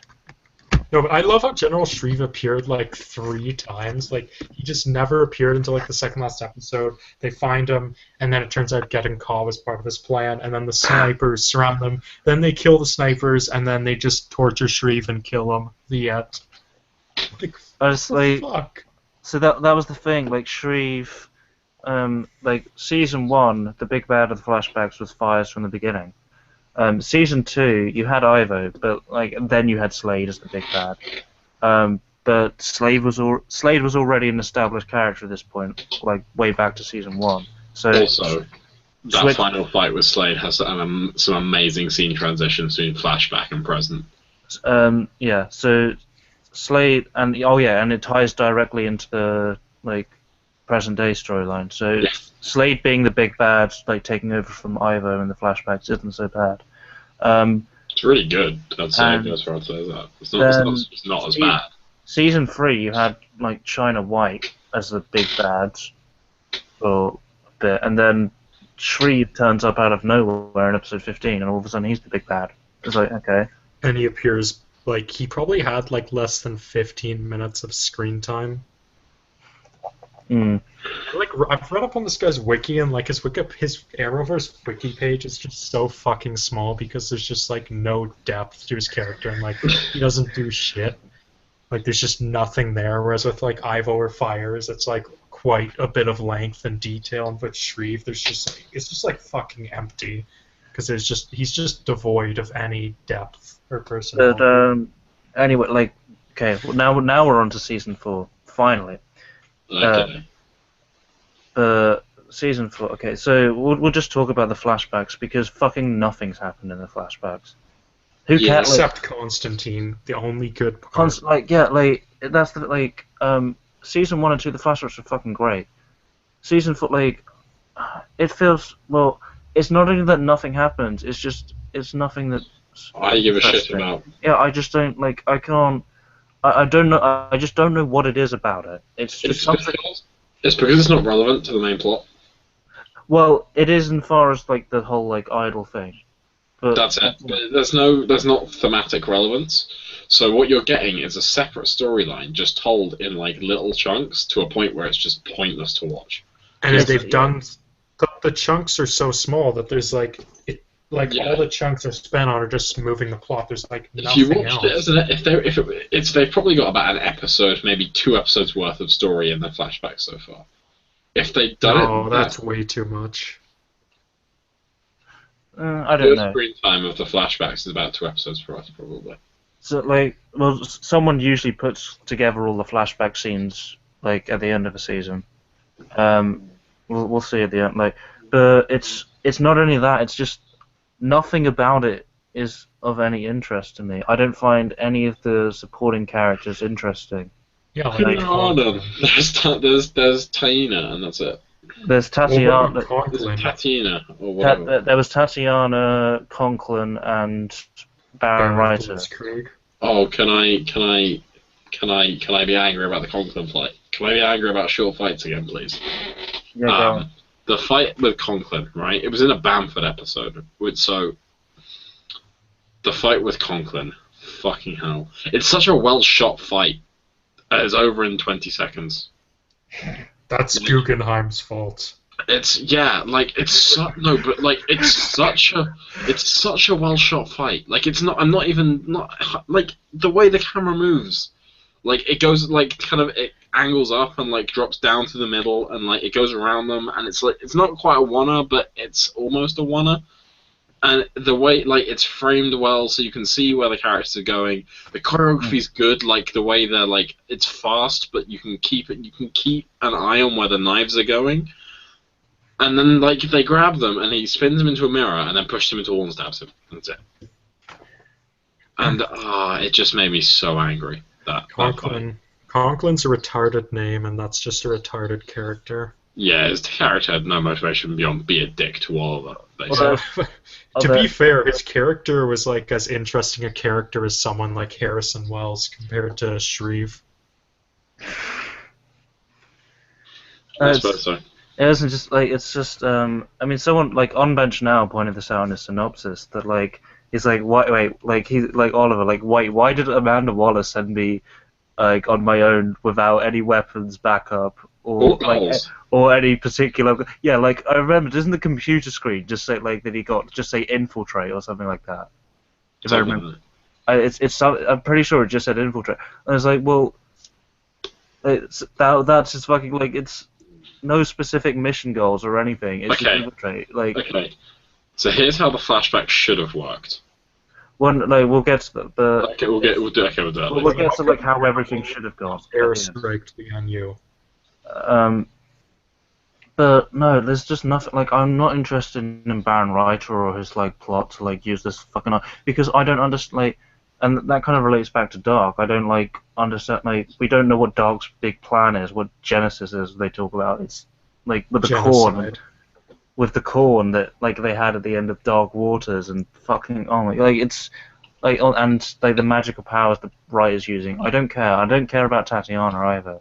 Like, someone said the corn is Dark's using the corn to fucking feed his family after the world ends or some shit. Okay. It's the only fucking explanation that makes any sense. Like, what do you think the actual explanation will be? Like some really contrived, ridiculous shit? I don't know, but anyway, like yeah, like, and oh yeah, like I don't think they're gonna actually have one this season because we're like way too near to the end. They haven't had the flashback centric episode this season. Not enough stuff to put in an episode. Like at all. Like they had one every season, but this one they haven't. I don't know why. Not enough content. But anyway, so season 4. I'll let you guys start with that. I'm gonna go get something to eat. Back in a sec. Is Phil here? Or is Phil muted? Phil, you here? Oh, he's shit, muted. he's muted. For fuck's sake. Guess you're stuck here with me. It said phone call, keep show going. Oh well, thanks for that. Anyway, season 4. Well, season 4, I've said this so many times, so many fucking times, but the first half of season 4 is literally him giving us hope so he could rip it away from us. Like, it had promise. It was an improvement on season 3. Like, even Felicity was, like, so much less forced and in our face for, like, the first 9 episodes. And we even had a couple of great episodes, like Beyond Redemption, the Lance episode. Yes. Yeah, Beyond Redemption and Brotherhood. That episode, like, those episodes were fucking great. And I remember even the first episode, like, it was just had so much promise, and the grave scene at the time, it was so intriguing. We didn't think it was just some shitty shock value. And Dark, he had a pretty positive showing at first, and then he went on to be overused and have 0 threat factor as a villain. But in the beginning, like, it was so promising. And then when Dark Waters ended with, like, nothing happening and fucking Felicity being shot as a cliffhanger, I fucking knew right there what was about to transpire. And sure enough, the show just sank as low as it's ever going to get. Yeah. But yeah, the first episode, I didn't find the first episode all that great, but I thought it was okay. I just felt that it was such an improvement compared to the last few episodes of season 3. The Felicity stuff, yeah, like the first few episodes, like, I thought, you know, I don't actually mind it. You know, it's not getting in the way of anything. It's just kind of there, like they'll kind of just talk to each other, kind of lovey-dovey in a way. It's fine. I don't mind.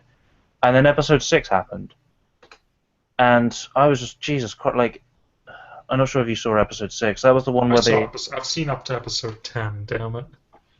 That's the episode where they like brought Ray back, but fucking hell, they didn't even focus on that.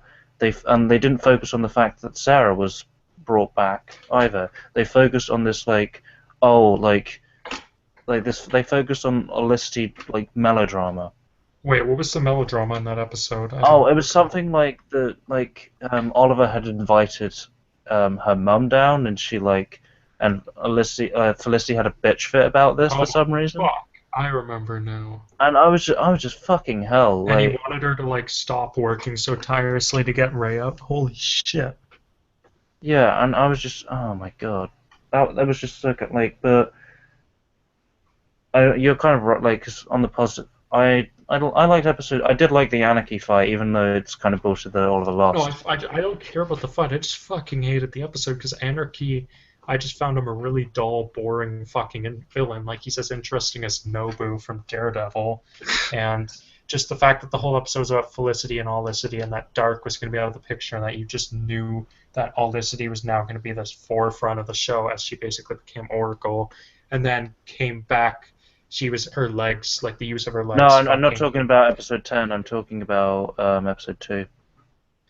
Oh, shit. Episode 2 with Anarchy. Like that, the fight with Green Arrow and Speedy versus Anarchy. Yeah, that episode was okay, besides the fact that Anarchy was fucking one-dimensional as shit. And then, well, I liked episode. I liked how they resolved Oliver's and Diggle's like tension. Like, I think if they dragged it out, like I was worried they were going to drag this out like way long, but like Episode 3 was a good point to resolve it by. I liked how they resolved it. And then episode 4 was a really good episode, like where Episode 4 was stunning.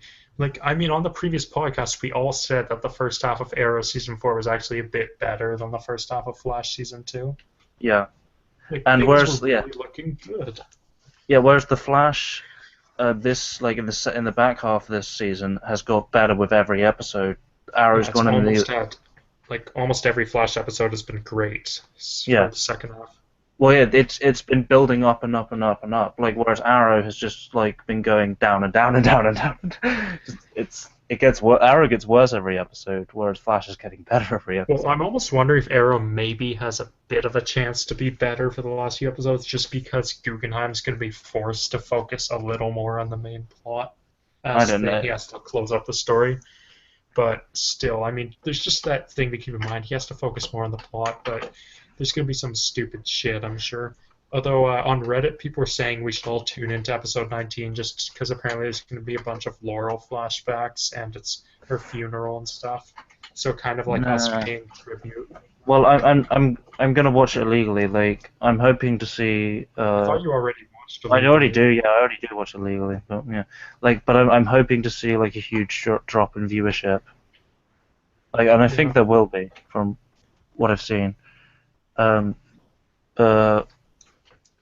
Yeah, like the Lost Souls. Like I'm not going to talk much about episode 5, but Constantine was a cool character. But I don't know.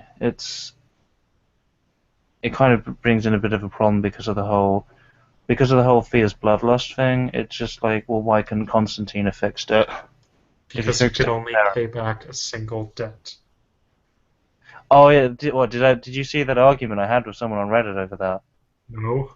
Did I not tell you? Oh yeah, someone told I said like why couldn't Constantine fix it, and he said because he'd already paid his debt back to Oliver, and I was like, okay, like yeah, but like Oliver's sister is currently dying. Why can't he just go, like if Oliver calls Constantine up and says my sister's dying from the bloodlust, can you do the same thing you did to Sarah and her? And Constantine's gonna be like, no, fuck you, like I already paid back your debt. I don't owe you shit.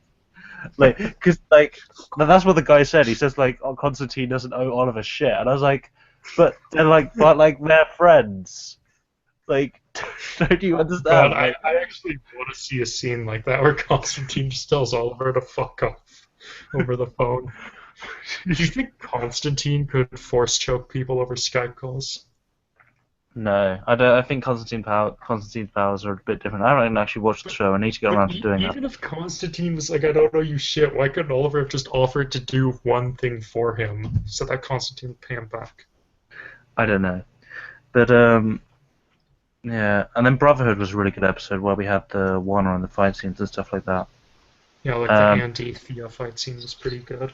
And that's where the Andy storyline started. Like, and I thought, okay, this is going to be really good because they planted the Hive storyline, the seeds, in season 1, and with Deadshot and stuff. And this is kind of why I was annoyed that they killed off Deadshot in season 3.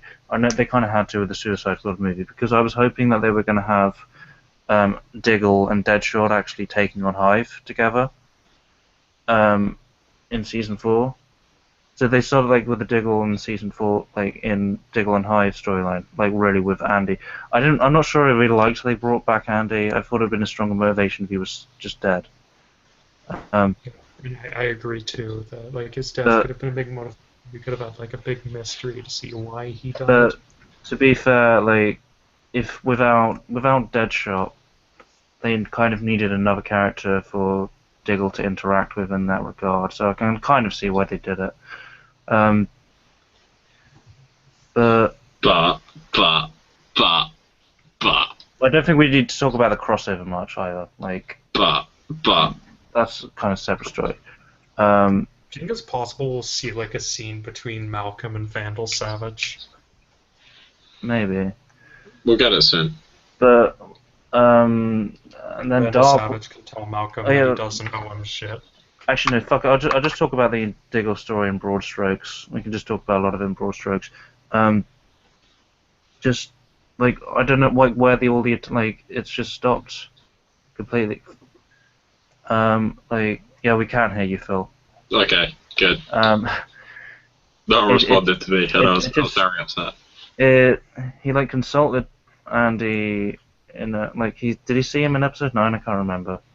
Oh yeah, where he uses he's taken Felicity, such a strong and brave woman who's innocent and. No, that was episode 10. That was episode 10. Oh, is it? Sorry. He sees in episode 10, and then like he has like Andy has the big episode in episode 12. Was it episode 11? Yeah, that's this Shadowspire episode, isn't it? Or is that episode 11? No. Yes, it is. It is episode 11 because episode 12 was the Roy episode. Oh God. That's all I have to say on that. Episode 11, and then he just suddenly he gets let out of his prison cell, and then you see him with Diggle's family, and then he just completely disappears until episode 17. Right at the end, and then they decide, I don't know, he just disappears. Then episode 8, what? Maybe. And then episode 18, he's back, and then they feel, oh yeah, I was a traitor all along. I was like, okay, could we have spent some more time with you so that was our actual impactful reveal? That would mean less time for Felicity though. And yeah, we'll go on to that. Episode 9, Dark Waters. I knew, looking at the trailer for it, I was like, this doesn't really interest me. There's nothing about this episode that interests me. It's like, oh, they're putting all of Team Arrow into a gas chamber. It's like, yeah, we know none of them are going to die. You're not fooling us. But the fact that it was a gas chamber made it so much more intriguing. It was literally making Dark Hitler. Yeah, I mean, if Dark was just planning to shoot them with a firing squad, I wouldn't have cared. But the fact that it was a gas chamber made it so much better than it could have been. And it was great. Felicity was Jewish, and they put her in there. The analogies were flying off the fucking. There was nothing in about Dark Waters to there was one good thing. There was one thing I liked. What? There's the bit where Malcolm is in the Arrow Cave and he's like, good, you've got your bondage suit on. So when he speaks to Laurel, it was great. Great. Yeah, that was pretty awesome. But I don't like the canary costume much on the show, to be honest. There was nothing. There was nothing in Dark Waters that kind of made you pulled you in to watch the rest of the season. Dark's autistic fit of rage? Oh yeah, Dark's autistic fit of rage, because it was kind of funny. Because Oliver pissed him off, he decided to. Because I remember seeing that in the synopsis, it's the Dark takes revenge by crashing Oliver's Christmas party, and I was like, fucking hell, that's autistic.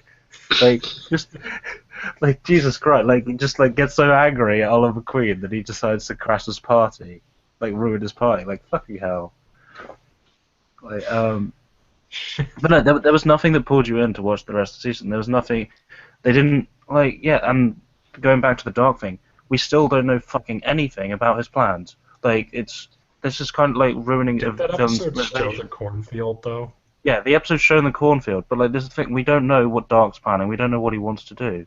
The other great thing about Dark Waters was Malcolm just suiting up on Zero and Malcolm actually kicking Dark's ass with explosive arrows. Yeah. He actually could have killed Dark, but the writing caused Malcolm to just drop the explosive arrow next to him. And then they had the stupid cliffhanger of Felicity being shot, and it's we know she's not going to die. It's stupid. And then I knew that the show was going to go to hell. They try to play it off by putting the grave shot in the promo, and at the beginning of the episode having the grave shot again, of the next episode, and it's what are you really trying to sell us that Felicity's in the grave? We're not fucking stupid. It's not 6 months down the line. It was so stupid. And then they removed all consequences from that episode by having Curtis pull a fucking biochip out of his ass and fix her paralysis. And it was well, what was the point of having her paralyzed in the first place? For 5 episodes. What was the fucking point? Her journey and development to become her own character. And become a strong, independent, brave, and courageous woman. Well, no, but that's fucking bad writing. What's the point of having a consequence crippling someone if you're just gonna have them fixed by 5 episodes down the line? It's a bit of a slap in the face to actual disabled people, though, isn't it? It's Like- stupid. Like, I mean, I know people like because I've seen some people complain like because there was a petition, someone sent it to me like about how like that like DC are portraying disabled people badly because they cited Felicity. Oh, I know who did. Yeah, I remember They that. cited Felicity and they cited the like disabled bomber in Batman v Superman. They also said like, oh, how like they repaired Barbara Gordon, and I was like, well, like Barbara Gordon's a different one. It's because because they rebooted it with New 52. I believe that's why. Someone might correct me on that. They rebooted Batgirl with New 52, so she's not crippled anymore. But yeah, I just that, and then every episode from then on focused on Felicity in some way. Like she had like her, there's nothing wrong with a character having like a side story in every episode. Like none of the other characters had a side story in every episode. She did though. Like episode 10, she was like, oh, like recovering from the fucking bullet wound. Episode 11 was like, oh, I'm gonna quit the team. And like she spoke to her fucking emo flashback alter ego. Episode 12 was the calculator, so she had the whole and that was the fucking the bomb, like the internet bomb. Jesus Christ. Oh god. I love the internet. No, fuck off. Just that. And they brought Roy back for no reason. Oh, that was awful. Like, it didn't service the story at all. It was always going to be fan service, I think. But it wasn't good fan service. It was organic fan service. It was not like there was nothing good. Like they didn't. It didn't have any effect on any of the characters at all. Roy coming back. It was I found like this the scene where it was like at the end where Fia and Roy is like, oh, like if I could be with you, like I would. It's like, well, why don't you? Like, there is no reason why you two can't be together other than the writers want to keep you apart. There's literally no reason that Roy and Fia couldn't be together. There is no reason. Alex. No, but like she wasn't even that interested in Alex, and he hasn't even fucking appeared for ages. And he's a fucking total Chad. I hate him. Of course you do, Tim. He's a total cuck. No, don't like. I'm sorry. Look at. Do you not think he's a total Chad? If you could tell me what that means, maybe I could come with a conclusion. Like a normie and successful and good with women, basically. No. It's the kind of Chad is kind of the kind of like your bro-ish, laddish kind of sporty jock types. That's what a Chad is. But anyway, yeah, like. And then like Felicity, and then the calculator is Felicity's father, and then the next episode, and then she arrests him, and it's like, okay, what was the point of that? What was the point of the calculator being Felicity's father? What effect did it have? Why? It's not even been referenced later on. It had no point to the main story. It didn't really have much of an effect on Felicity either, as a character going forward. It was pointless. It was so pointless. Episode 14. Episode 13. We're going to deal with this whole League of Assassins Merlin storyline because that was so bullshit. I pointed out so many things wrong with it. The whole, fucking McGuff and Bloodlust fix.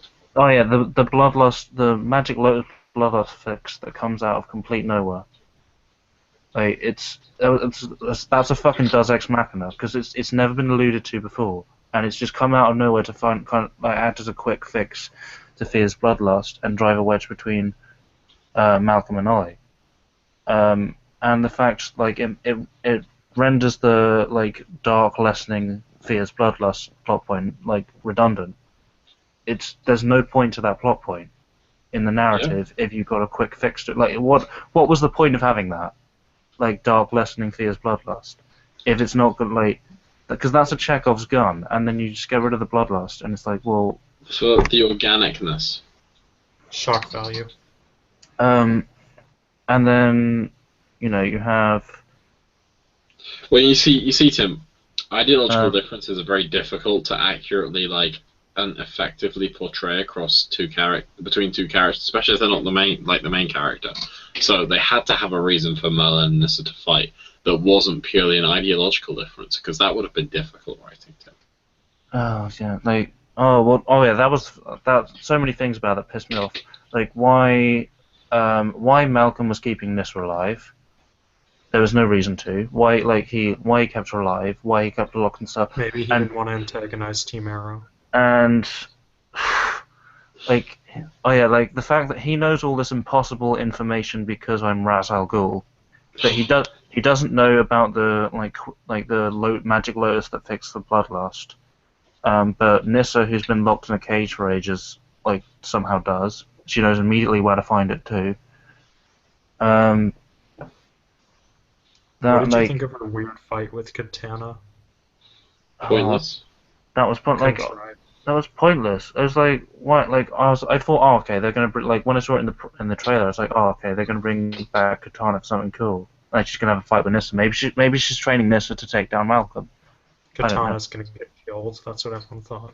Yeah, I thought Katana's gonna get killed because of the Suicide Squad, but like, she just doesn't. Like she just kind of goes off screen. Like it's ridiculous. And then the fact, like, that after the fight, Ollie just lets Malcolm go. Like, he just, like, Malcolm pretty much fucking swears complete and brutal revenge on him, like, after Nissa burns the ring, and he's standing there, and he's like, and Oliver just lets him go, and then, like, right at the end, he goes and tells Dark about Oliver's son. It's like, what the hell? Why did you just let him go? There's no reason to like let him go free. He's killed over 500 people, including 2 of Oliver's best friends. Like, what the hell? It just, oh my god, it pissed me off to no end. Like, and the amount like that they treated Malcolm over the past couple of seasons as though he was a good friend of theirs. Well, not a good friend, but like they just tolerated him too much. He was a good friend. He was a good friend. And he even got his arm cut off. And episode 14.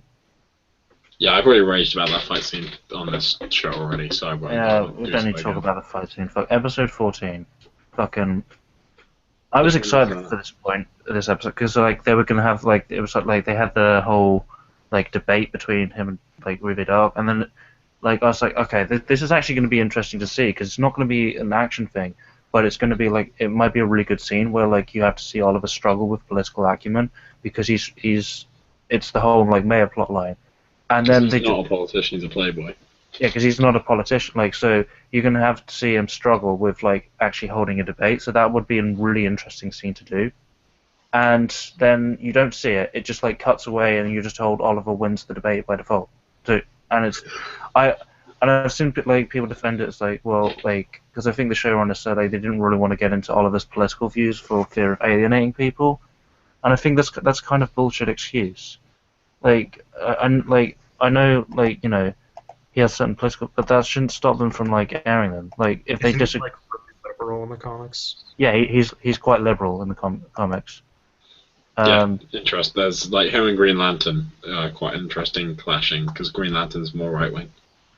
So it's I don't, and they do already kind of get into their political stuff when they talk about, because vigilantism and utilitarianism from Malcolm Merlin in season 1, that's those are kind of political, like those are ideologies. Like why can't they get into? Also, if you're gonna brand Ray Dark as like basically Trump, like you've already taken. Oh yeah, they did last episode. Yeah, like, they did. We'll make Starling City great again. I was like, fucking hell! I see what you did there.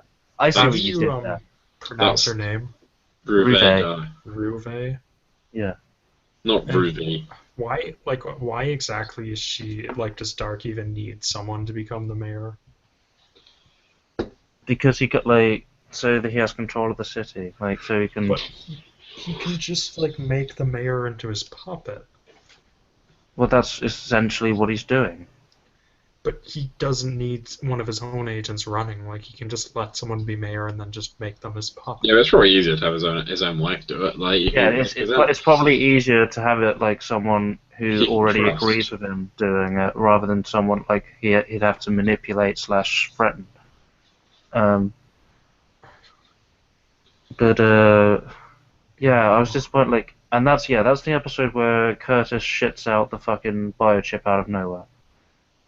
Um, and then we Why have, did he have to stretch his ass for that? and then we had episode 15. Was that the one that you were sending me screen caps of you and Phil raging about? And like how you were saying, like, what is Dark supposed to be, Vader now because he's force choking people on like. Oh no, TV? that was episode 14 where he where he used Skype to force choke people. And I was just like, what the hell?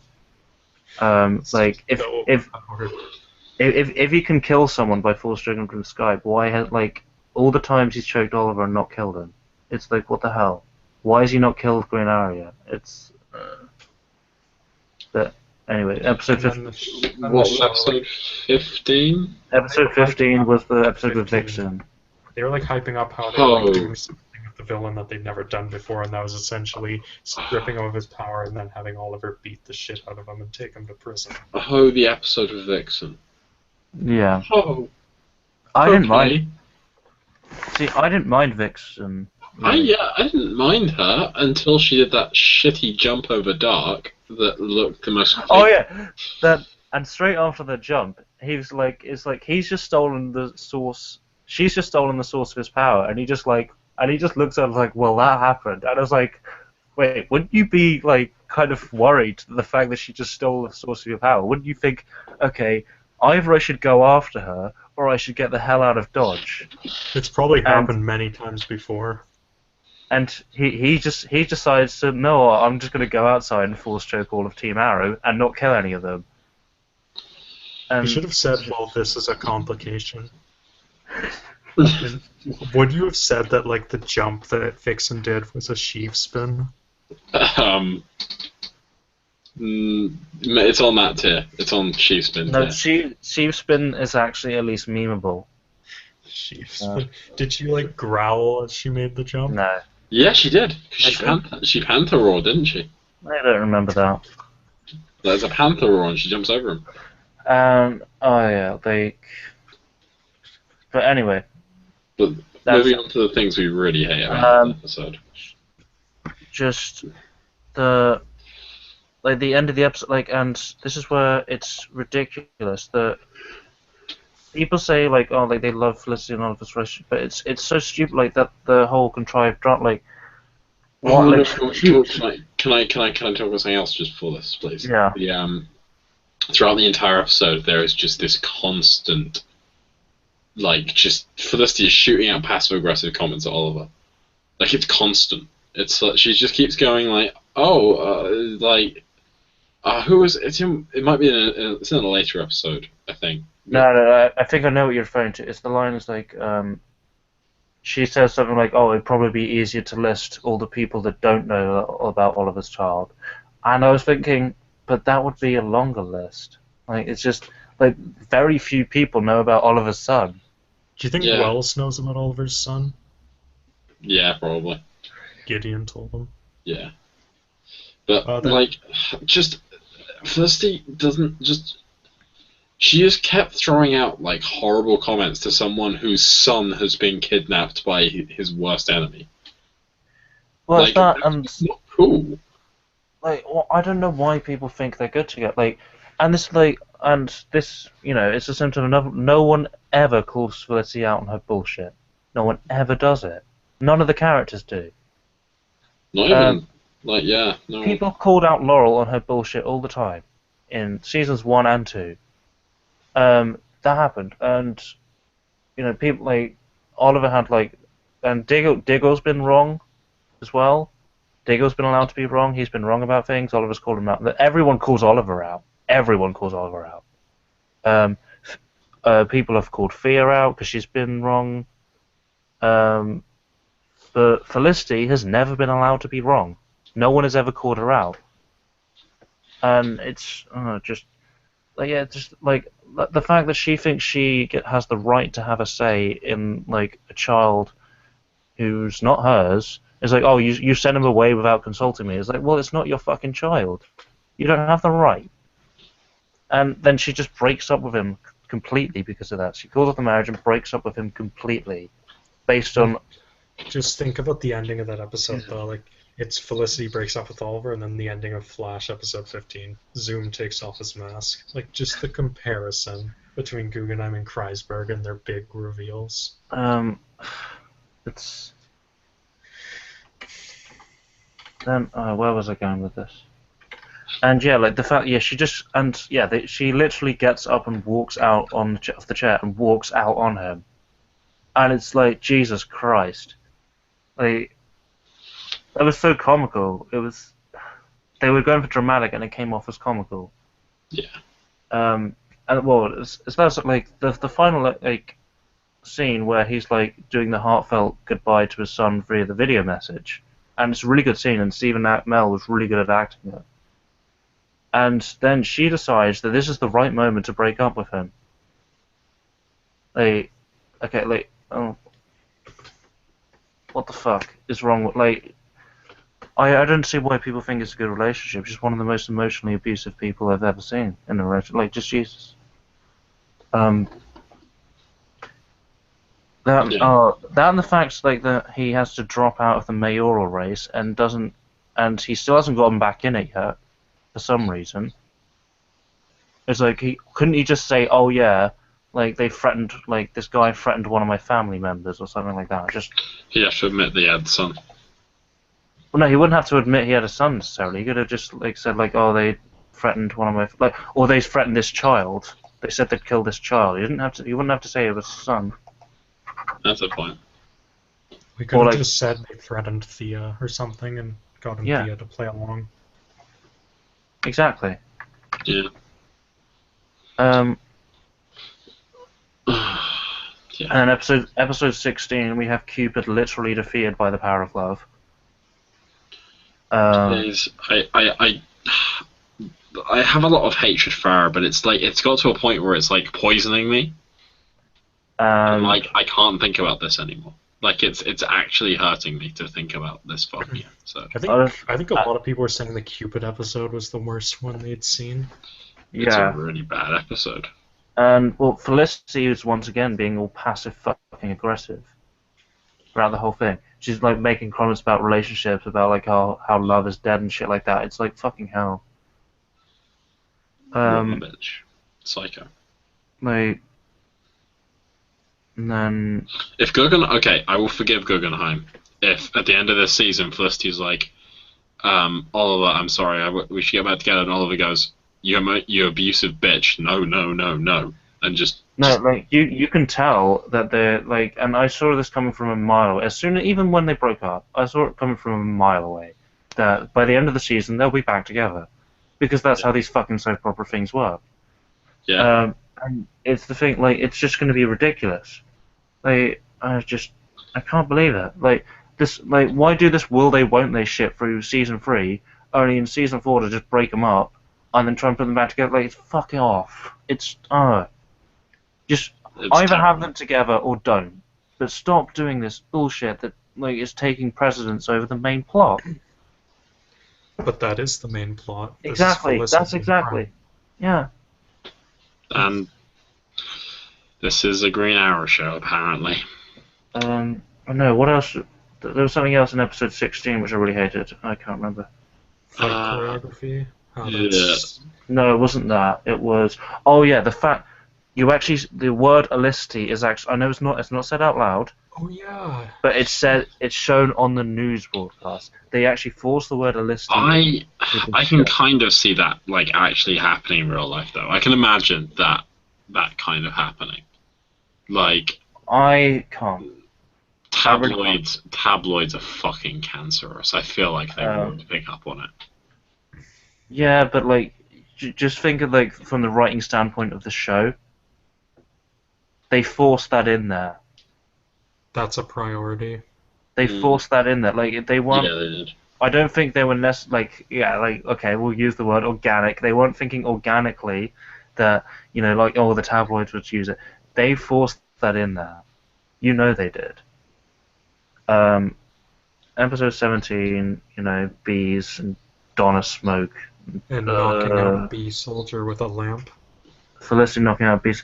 Yeah, the whole bee shit with the whole like, oh, like this bees form a bee person, and like I was like, what the fuck when that happened? That I was was just, kind I of was like, awful. what the fuck? But Like, when was it established that the bees could form together to form a like bee person? Right that second, Tim. I Right I that was just second. what the I just wasn't Bug-Eyed Bandit making all these bee puns? Oh, she was. yeah, Jesus.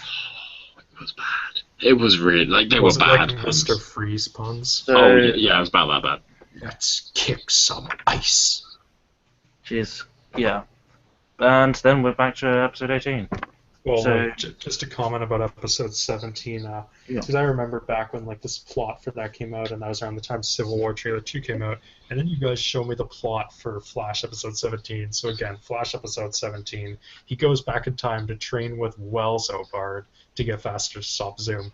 And Arrow episode 17, Bug-Eyed Bandit, a villain no one cared about, breaks out of prison to try and kill Felicity. So once again, the episode's about Felicity. Yep. The comparison. And okay, sorry, we missed a thing out on 17. Is that Felicity decides to leave the team, despite Again. coming back to Starling City because of the team. Like her whole reason for being there, and the reason she didn't want to be alone in the suburbs with Oliver was because she didn't she was bored. Oh yeah, that was the point. was Someone like everyone has pointed out how much of a hypocrite Felicity is, because she lies to Oliver. Not really. Like, she doesn't tell Oliver about the fact that she's secretly been working with Team Arrow behind his back. And then in episode 14, the very episode before like she finds out about Oliver's son, she tells her mother, "Oh, sometimes lies are told in order to protect people." And then the very next episode, she like flips out because Oliver didn't tell her about his son. Yeah. So it's like, Jesus Christ, like that, and that's why she's like an emotionally abusive. But like she's okay with lies being told so long as they're not told to her. Like, it's Jesus Christ.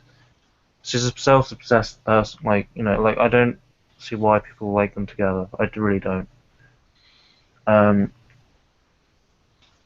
But yeah, then episode 18. Episode 18. You notice Felicity didn't have a storyline in episode 18. Yeah, that was a good It was thing. a really good episode too. Until the end. Yeah. Until the end, and the fucking hell, I kind of even after I'd made I hadn't made peace with Laurel dying. I was fucking raging.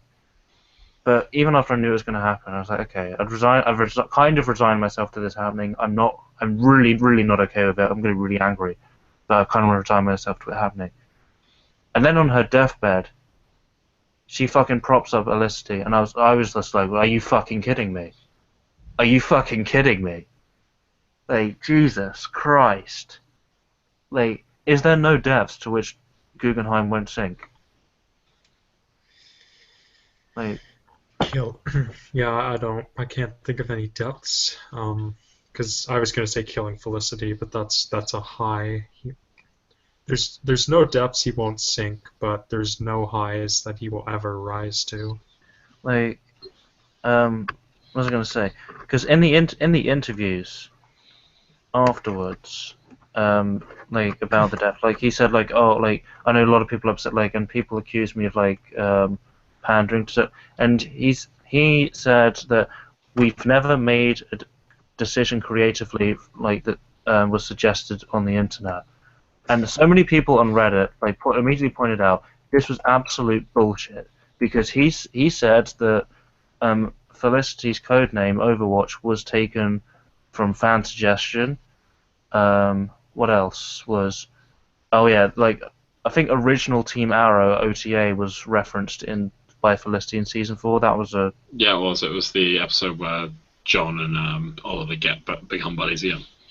Yeah, that was a internet thing. There was a lot of Felicity fans saying original Team Arrow. They don't like other members being on Team Arrow other than Felicity and Diggle. I don't know why. And what else? Oh yeah, Felicity. The whole of Felicity. You cannot tell me that Felicity was not that you came up with Felicity on your own, Guggenheim. You cannot fucking tell me that. You saw. You mean what? I was about to say, yeah, Guggenheim's not going to answer and can't answer, but like, obviously didn't. There was nothing like, oh, I'm trying to think what else is pandering. I can't think of any other things. There's just the one. Oh, actually no, the fucking love fern, the Felicity fern. Because remember I think Oliver got her a plant or something like that. I can't remember that. I might have blocked it out. And when the fucking, and I think when the lair was ransacked or something, I can't remember. Like they suggested it got broken, and then Guggenheim posted a video of like the fern going into the Lazarus pit and rising again. And I was like, Jesus Christ. It was just fucking hell. I can't believe this shit. Like Jesus. And I remember back in season 3. It was Arrow was the one I would look forward to, and Flash I kind of watched as a side. I was like, it might be kind of good. It's not that great. It's kind of villain of the week. How the tables have turned. I fell in love with Flash by like episode 7, but up until then, after the 3rd episode, I gave up and then gave it another try a few weeks later. I remember. And really loved it. Sorry, no, we can go even further back than that. We can go back to when Arrow was in its prime, yeah. And I was watching Arrow and I was thinking, Arrow's amazing compared to like. This was when Agents of S.H.I.E.L.D. was in its fucking first season, right? So, this was when Agents of S.H.I.E.L.D. was kind of shit. Not gonna lie. There was a point when Agents of S.H.I.E.L.D. was the best superhero show on television. Yes, it is. Well, if we're not counting the Netflix shows, Netflix I don't know. I don't know, man. I really like Agents of S.H.I.E.L.D. Like, I put it on Daredevil season 2 tier. Okay. I mean, like. As much as I love, like, I mean, I actually said this to you, like, because I really love the Flash, like, and I do love Flash. I was saying, like, I thought, like, I kind of disagree with you I said it yesterday, I kind of disagree with you, Agents of S.H.I.E.L.D. is the best cape shit. Like, I kind of have a really soft spot for Flash.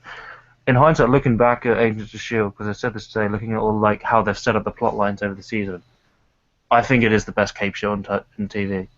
It's the best written, definitely. Yeah. But anyway, what I was saying, there was like an episode of Agents of S.H.I.E.L.D. where I was like, right, if this app isn't like decent, I'm done with the show. I'm putting it down. And this is when Arrow's in its prime, and it's now at a point where I'm like, Agents of S.H.I.E.L.D. is in its. I wouldn't even say prime. It just keeps getting better. Yeah. And Arrow is in the. We've had the last episode where the straw has the last straw to break the camel's back. Yeah. This. I said, like, if they kill off the Black Cadet, like. This fourth episode, there is, like, after that, there is no going back. There is no redeeming the show after that point.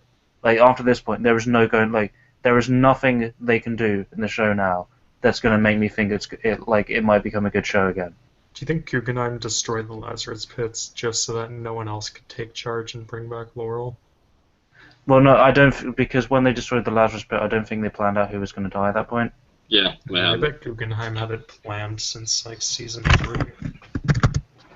Well, you think he's been secretly plotting to kill off Laurel? Yeah, it's Guggenheim we're talking about. Yeah.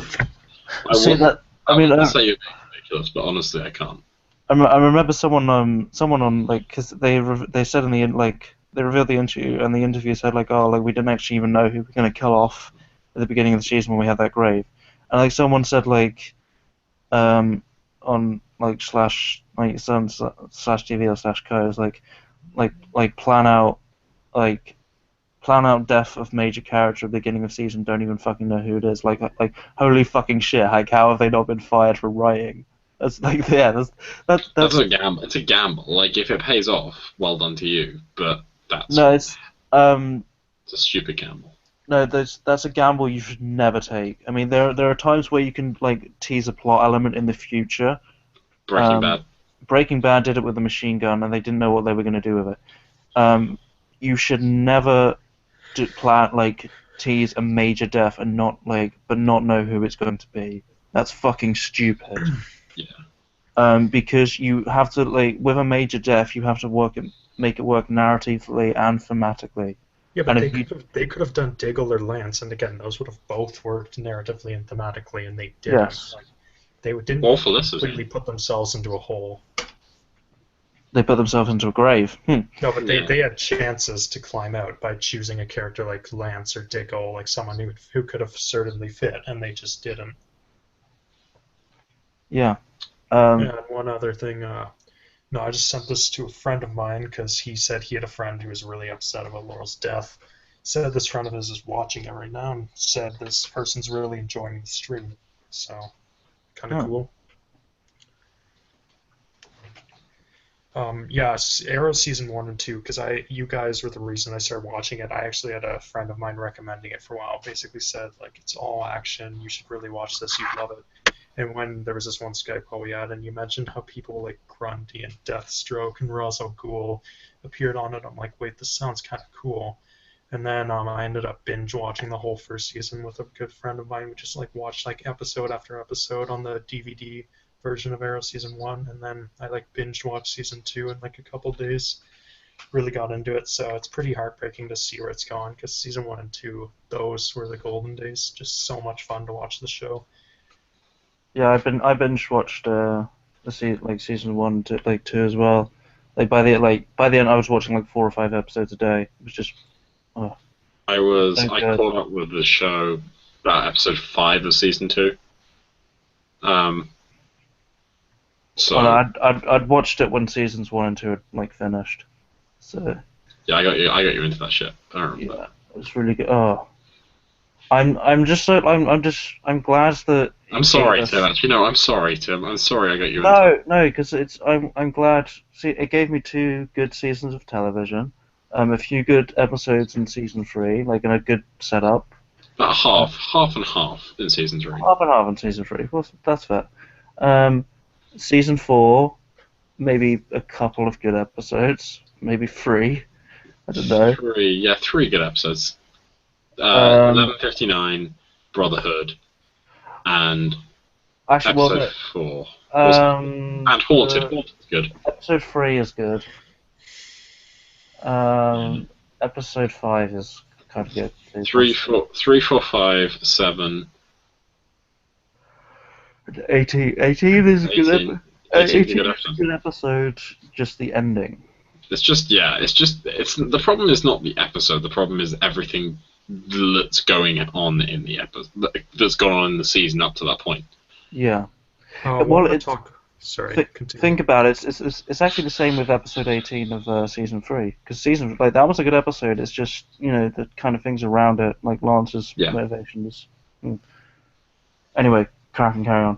Do you guys want to mention just one of the sadder declines of the show, starting with season 3, how just the action in general declined? And I'm not just talking about how the fight choreography got worse. It's how there's no longer it's no longer very creative. The fights, it's no longer solo missions with Oliver where there was all this tension on the line, and you were just kind of tense and thought things would go really wrong. It's now just always a team up of him and some of his sidekicks, and it's the same thing every time.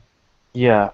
There's just there's no heart to the fight scenes. It just felt like there was so much heart to it for the first 2 seasons. See, that was my issue.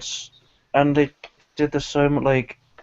They're sending every single member of Team Arrow out on missions, and they would all be in the same place. They wouldn't be spread out. And it's just for fuck's sake, that's so stupid. I'll draw a comparison to Agents of S.H.I.E.L.D. Agents of S.H.I.E.L.D. does team dynamics so fucking well. None of the team members feel like they're a useless part, but they don't send all the team members out to do they fight. They'll assign them different tasks for the mission. They'll I don't know, maybe one of them will be doing backup. Maybe one of them will be doing escape. I'm not sure if these are actual things, but it's just off the top of my head. So yeah, okay, so let's take a recent episode. I'll keep spoilers. I'll try and keep spoiler free. But so they have 3 people going to kind of sneak around and gather intel. they're leaders in a conference. Tim, you know which episode I'm talking about. Sure. Yeah, I know which episode. And then there's another guy who's kind of like not very well trusted by the team, who's kind of meant to be just guarding a place, right? Turns out the guy they didn't trust starts going off for a bit, so one of the 3 intel gatherers like goes after him, and then that means that one of the other intel guys has to like take up that job. Yeah. When the plot develops a little bit more, they have to go and get something, and they also have to rescue another the main guy in the conference, right? So at that point, like one of the 3 intel guys who are these 3 guys are the 3 fighters of the team. So one of them goes off to save the package, and the other 2 go off to kind of rescue their teammate. Yeah. And then you have, because the 2 who rescue the teammate are kind of the romantic couple, there's a bit of banter back and forth. So their fight as a two-man fighting team, it works really well. And then off screen, you see the badass one just does what she does best. Well, it's not only that. Like you had, I suppose it doesn't matter if I mention their names, but like you have like a few members like. I don't want to say benched, but you know they kind of were benched. Yeah, like I think that was the episode where Sky and Lincoln had the debate about Inhumans, wasn't it? Yeah, yeah, I watched it recently actually. I'm not sure what Fitz and Simmons were doing. They were doing biology stuff. Because Simmons is the one who they were testing working his on the blood. vaccine. Yes, they were working on the vaccine. So yeah, they were actually all doing something in that episode. Apart from Mac. Apart from Mac, but they were all actually doing something in that episode, and none of them felt like a spare part, and like that they had too many like combatants at once. So they do team dynamics really well. Whereas Arrow just Arrow's just throwing like 4 fight guys at everyone. It's just kind of boring to watch. Yeah. Like I'd like if they have like Diggle be like a sniper or something like that, and like just sniping people. But then they'd have to do like fights out in the open more often. But yeah, all the fights at the moment, all the fights just take place in random warehouses. And as much as I like Arrow's warehouses fights from season 2, you can't keep doing it. You've got to if you watch the fight, there's the corridor fight from season 1, but that's the big cited fight scene from season 1. But there's another one that's really good that doesn't get as much love, but it's the fight from Home Invasion. Which is the episode before where Mr. Blank or Deathlock from Agents of S.H.I.E.L.D. We keep bringing in Agents of S.H.I.E.L.D. It just happens. But the fight where Mr. Blank comes into the Queen Mansion and he's hunting this kid, and Laurel and Tommy, Oliver puts him in the room, then smashes off the doorknob so that like Deathlock couldn't get in. And then there's the fight throughout the mansion, and it's really good. Like it partly is down to how awesome the music is. That's called Showdown. It's an amazing track. But like he fights him like through some corridors and then kicks him down some stairs and then like lands, and then there's just this really good shot of Oliver just pushing him back down the stairs, and then Mr. Blank grabs him and then like, what the hell happened to you on that island? And I was like, you're about to find out, and throws him off the edge. It's great. I thought it was an awesome scene for sure. I thought the line like "What the hell happened to you on that island" was a bit forced, but other than that, it's a little bit forced. But like it was a badass line, and I'll take a forced badass line over nothing. Especially, it's not like they happened a lot in season 1. Like he didn't really talk a lot in Suit, so yeah, it was nice to see him. He was a pretty good like one-off villain. I just wanted to mention this about Brother in the Bam Bam episode. Just the fact that, because again, like you have like the team up with the fighters and stuff of Team Arrow at like. Yeah, that was good. That was where it worked. But the thing is, like they kind of got split up, and you saw like Thea having to go through alone, and suddenly it was like there was more tension because she was by herself, and then Dark cornered her with that fight with Auntie Diggle. Then meanwhile you saw like Oliver and Ray just teaming up in the courtyard, and then Diggle shows up. It's like it's not too much of like a clusterfuck at once, and just it was really nice that they actually separated like Speedy and stuff. So I actually had to have her go through the compound by herself and have that one-off fight with Andy Diggle, which is pretty sweet. Like it was just shades of season 1. Like even though there was a team, like Bamford, like he actually kind of split them up a little, and it worked so much better. Bamford's a great director. So Like, he's a great action director. I want to see him do a film. I want to see him do an action film because I think it'd be really good. They should have like more moments where episode 3 where it was just because Laurel and Thea were in Nanda Parbat. It was just Arrow and Diggle. Like, you know, it's that they need to stop sending the whole either stop sending the whole team out on every mission or like assign them different roles because it's just kind of boring. Here's an interesting thought. Yeah. Does Arrow suffer from that it feels like every character needs to comment on, like, the issue? Because I'm trying to think, like, Arrow could do more storylines in its season and not feel crammed. If it just did storylines but did them within, like, the team. So say it was a Laurel and Thea storyline. So we didn't see Oliver or Felicity or Diggle's kind of input on that. Oh, well, so you mean kind of do it like Agents of S.H.I.E.L.D. then? Yeah, exactly. That's what Agents of S.H.I.E.L.D. seems to work, because it's not afraid to give a storyline to just 2 characters and not have that involve the rest of the team. Whereas Arrow feels like it has an impact on the rest of the team. Well, yeah, it has an impact, but it's not like it doesn't force them to tackle it together. Yeah, like take Bobby and Hunter's episode. Well, yeah. Like, it's. I think the only issue with that is because Agents of S.H.I.E.L.D. is kind of an ensemble cast, whereas Arrow has a protagonist. Yeah, and I still have to write my analysis of Arrow, where in season 1 everyone is just a reflection of Oliver. Oh, yeah. Which is why season 1 of Arrow is actually really good. It's edgy as shit. Like, it's slightly too edgy, but yeah, besides that, I love season 1. But yeah, like, it's... I get what you mean. I think, well, that kind of springs off the point of that they should have all had their own story. Like, Felicity's the only one who had, like, a fucking story arc throughout the whole... Even more so than Oliver had a story arc, like, throughout the whole fucking season. Yeah. Like, where the hell was, and, I mean, someone mentioned, like, it's like, why, that we stopped seeing their kind of, like, day-to-day lives, like, when they're not vigilantes. Like, what the hell happened to, like, Laurel being a lawyer? Like, we barely see that. No, like, we don't. We saw it in the trial, and that's it. That was yeah, like, that's the thing, like, Daredevil has Matt's, like, trying to struggle with balancing his life between a lawyer and... Oh, I watched a bunch of this. I watched a bunch of episodes of Daredevil tonight, and that was so good. So good watching. And it starts, like, you know, alienate him from his friends, and he's, like, late for the trial because of it, stuff like that. And it's like, so that's actually good storytelling. It shows him trying to balance the life of being a lawyer but we don't see that in Arrow. We don't see Laurel trying to balance between being a lawyer and being a Black Canary.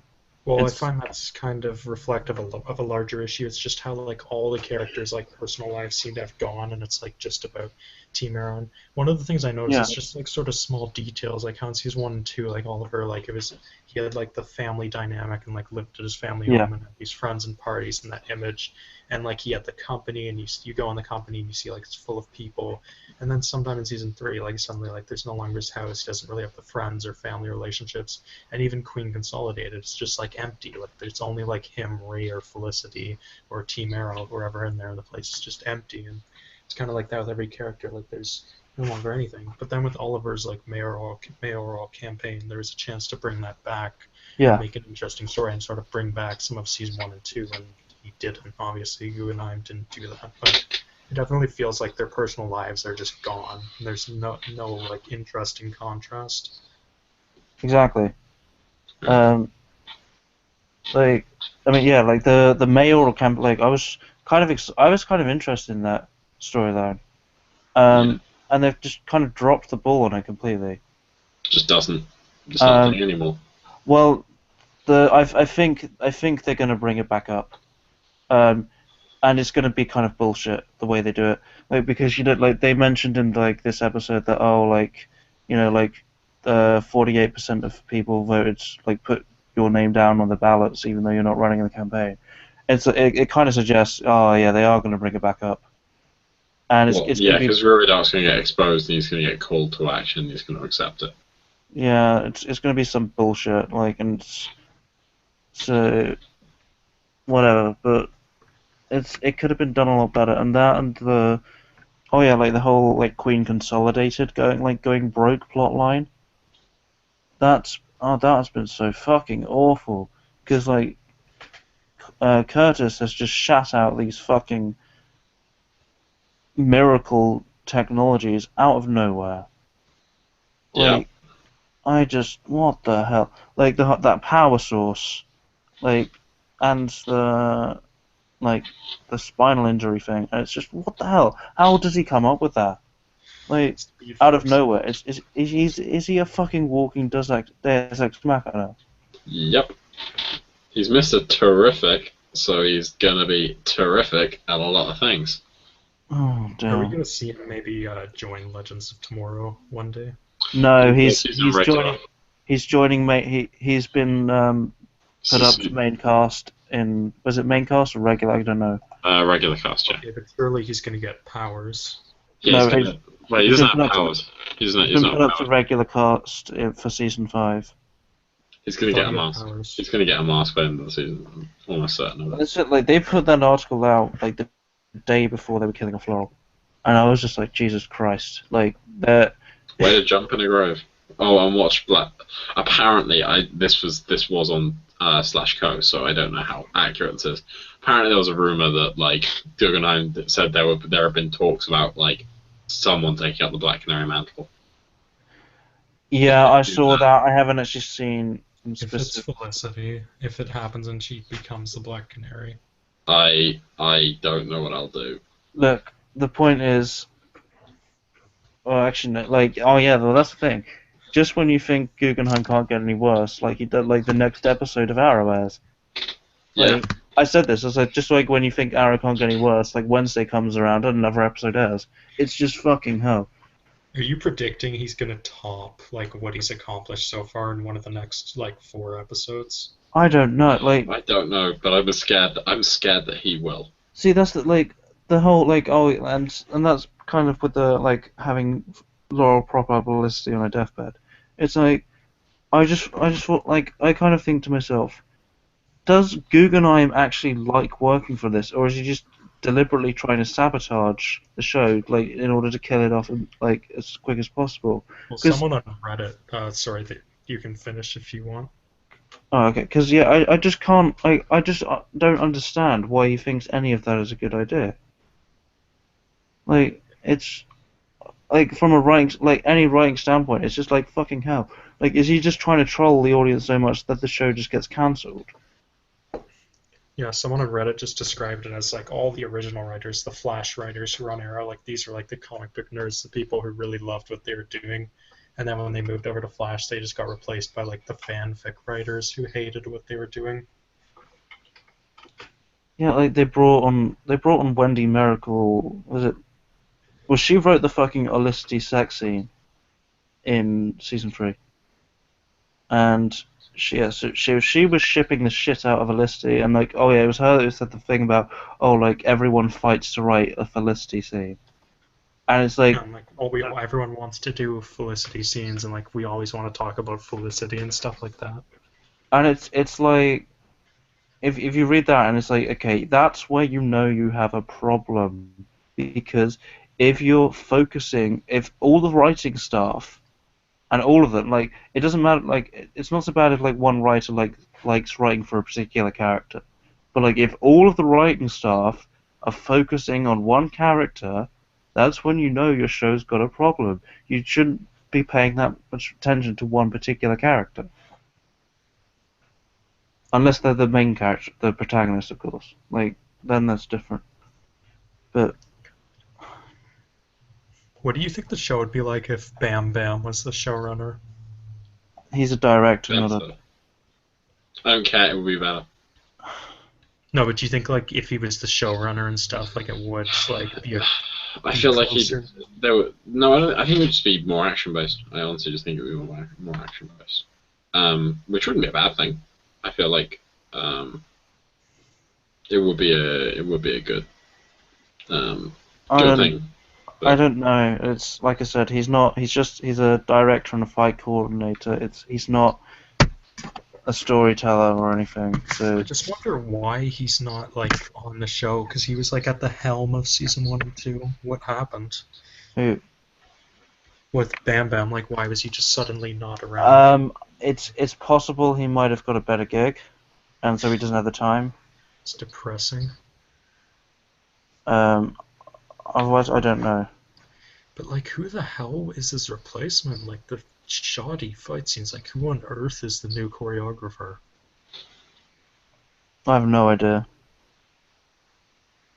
So bad. So, would you say that there's like anything, like even a single thing that Guggenheim has managed to improve from what Kreisberg did in season 1 and 2? Well, look, I will give Guggenheim his due, because he wrote some, like, in season 1 and 2, he wrote some pretty good episodes. Under the supervision of people who could. And who had talent. he also wrote Star City 2046, which is one of the best episodes of Legends.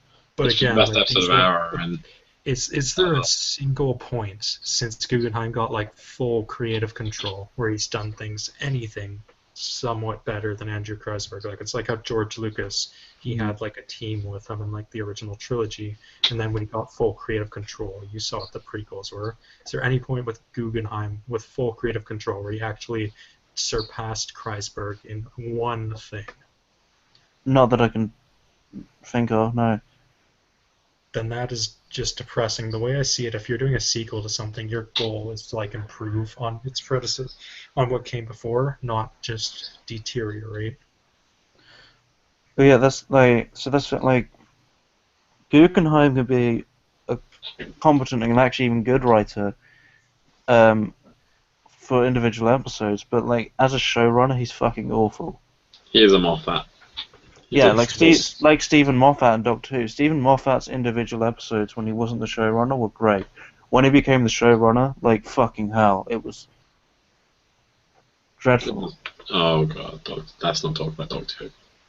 Let's not. So should we finally make our way to how season 4 could have been a good season? We'll do it pretty quickly. Unless there's anything you guys want to gloss over first, because that was like our final piece we wanted to touch on. Final piece on how you'd fix it. I just love how we were supposed to go for like an hour on what was wrong with the season, and yeah, this was only supposed to be an hour. Well, we had to go back to season 3 to kind of see where the counter started. Yeah. Okay, so how would you fix season 4? How do I fix season 4? Okay, so Felicity's in the grave. Fire Guggenheim and Miracle. That's like if we're going with the fact we can't change anything about season 3, because if we go that far, we'd spend ages. Oh yeah, no, so we can't change season 4. Okay, so what would I change about the setup? I think you do still start with Dark. I think you still start with Dark. We start with Dark, but we don't overuse him. Like, yeah, he doesn't show up. He's after episode 1. He is just the man in the shadows. Yeah, make most of his scenes with like Lance and him just being like intimidating and you being scared for Lance. Don't have him fight Oliver very often. Yes. Don't have him like directly involved with Oliver, but like maybe still have like the villains of the week related back to him, but yeah. But have him use more of his lackeys, like have Hive feel like kind of like the Hydra of the Flareverse, make them feel like really threatening and big and powerful. Yeah. So like have him use Double Down, have him use Deathstroke, have him use like Murmur, like have him and Murmur have like a thing. Like there you go. There's 3 villains. That's three episodes you don't have to use Dark in anymore. Have him have lieutenants who Team Arrow have to take down, and then in episode 9 you have them. They've taken down 3 of Dark's lieutenants, and then Dark comes in and deals with it personally, and just wipes them out, like just smashes through them, and then they scatter. And at the end of episode 9, instead of having Felicity shot, you have her captured. And then you have in episode 10, instead of Oliver being mad about Felicity, like, wait, no. End of episode 9, you have Dark break Felicity's back. If you want to go for the wheelchair shit. Have him break her back. Have him like use magic to like snap her spine, something like really savage. Okay. Like If you're crippling Felicity, it doesn't make sense to kill her down the line in the same season. Doesn't it? I don't know. Usually, I find like if you injure a character in like or cripple them in some way, it's kind of a sign they're not going to die anytime soon. That's the point. Okay. Because it kind of makes like doing it to them redundant if you're just going to kill them. In this like quite soon afterwards. Fair enough. So what's your mid-season finale? I'm not sure, but like with the Dark thing, as well as like not having him engage with that. No. Oh no. As well as having him not engage with Oliver, I would do the kind of Wells thing from Flash season 1. Gradually reveal more and more about his plans or about the magic, because we barely know anything. Like whereas Wells, we kind of like it was subtle. We didn't really know a lot, so it was kind of like there was huge mystery to it. It was like, what the hell is he doing? Like, but it intrigued us. We wanted to know more, like because they gave us more and more each time.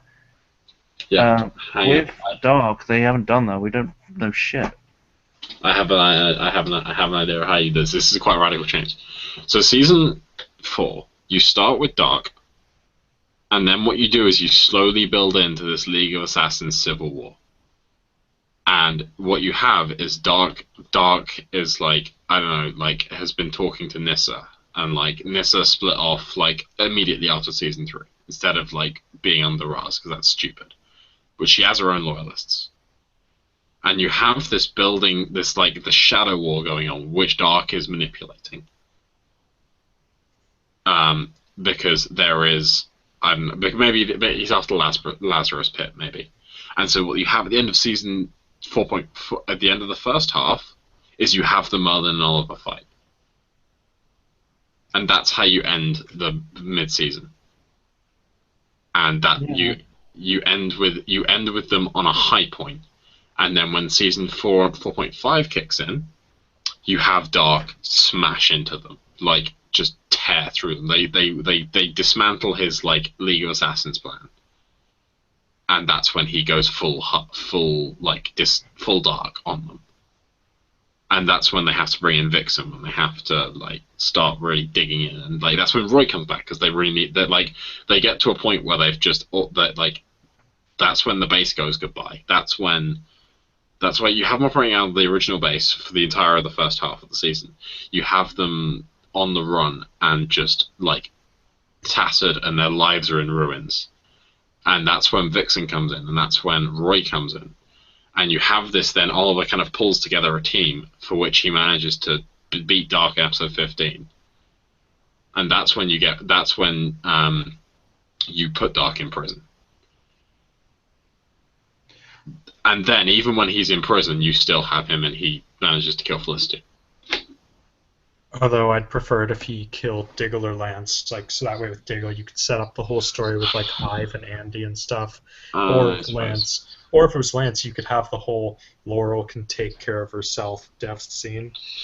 Yeah, I suppose so. But I feel like that could still work in season 5. I'd also, sorry, you carry on. I was just gonna finish the one thing that. I would just prefer if like they didn't have Dark just lose all his power and then have Oliver kick the shit out of him, because that just makes him like really non-threatening. So if they were to make him lose his power, like have him be brought down just by like all of Team Arrow overwhelming him in like a really hard fight. Like don't have him go down easy. Have it be like a costly win. Yeah. Well, as far as other character arcs go, I mean, I would really really improve the Diggle Diggle and Andy one. Yeah, that needs good, interesting. Diggle and Andy needs a lot more work, and so does Laurel. Laurel needs some story arc, but it's kind of hard to come up with one. Have her be like, have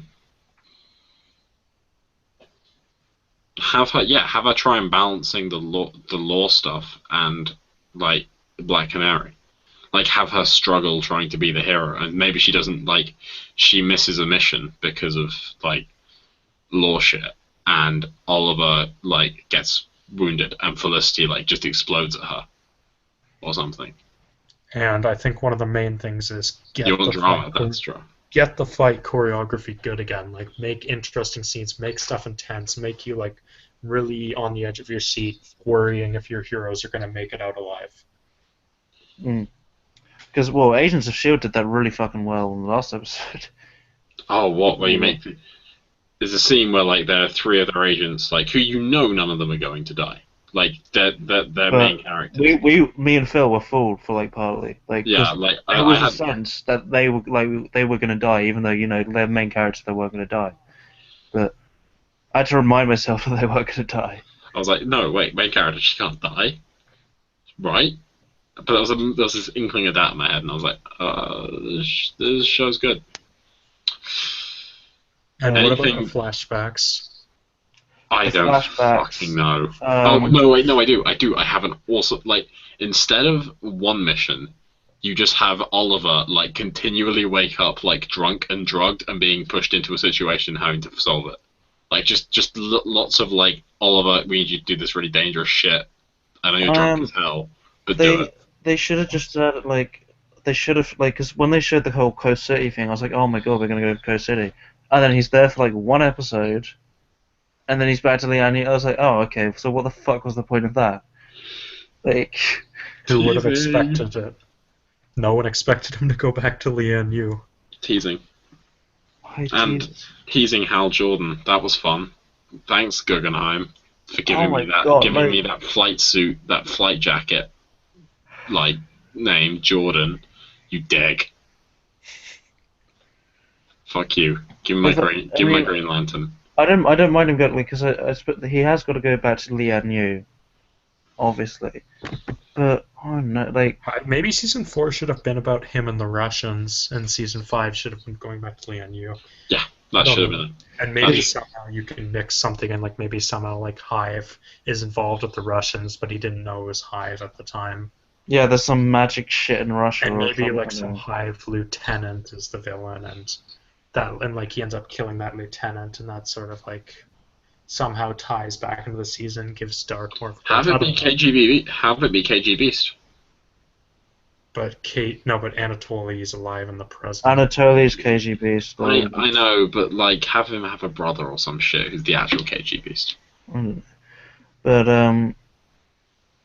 well, it's not only that. You have to make the flashbacks interesting. Like you can't just like. You need relevant and interesting. They have to have interesting side characters too. Give an interesting villain and give interesting side characters.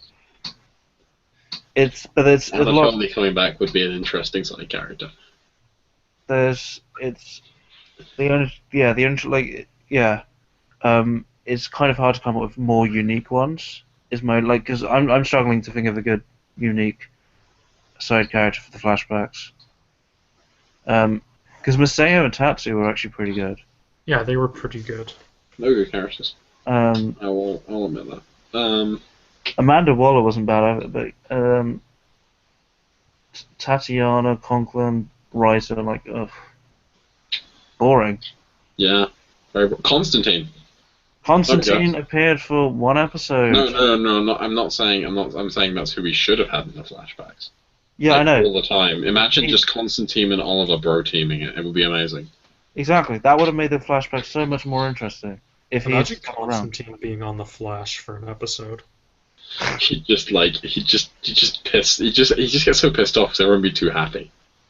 It would be amazing.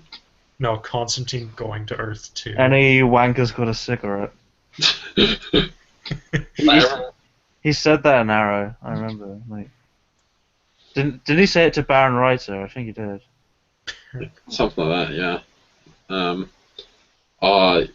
If I'd known you hang around with so many pretty girls, I'd have come around sooner.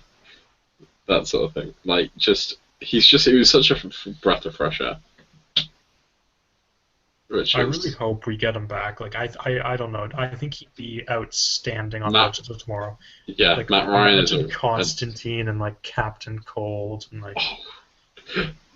Fucking hell! That would be a verbal battle to like. Well, I still want a scene with Captain Cold and Wells, and we still haven't got one. I'm so pissed off. I want to see a scene between like Trickster and Constantine. Okay, we're kind of drifting off into like pipe dreams.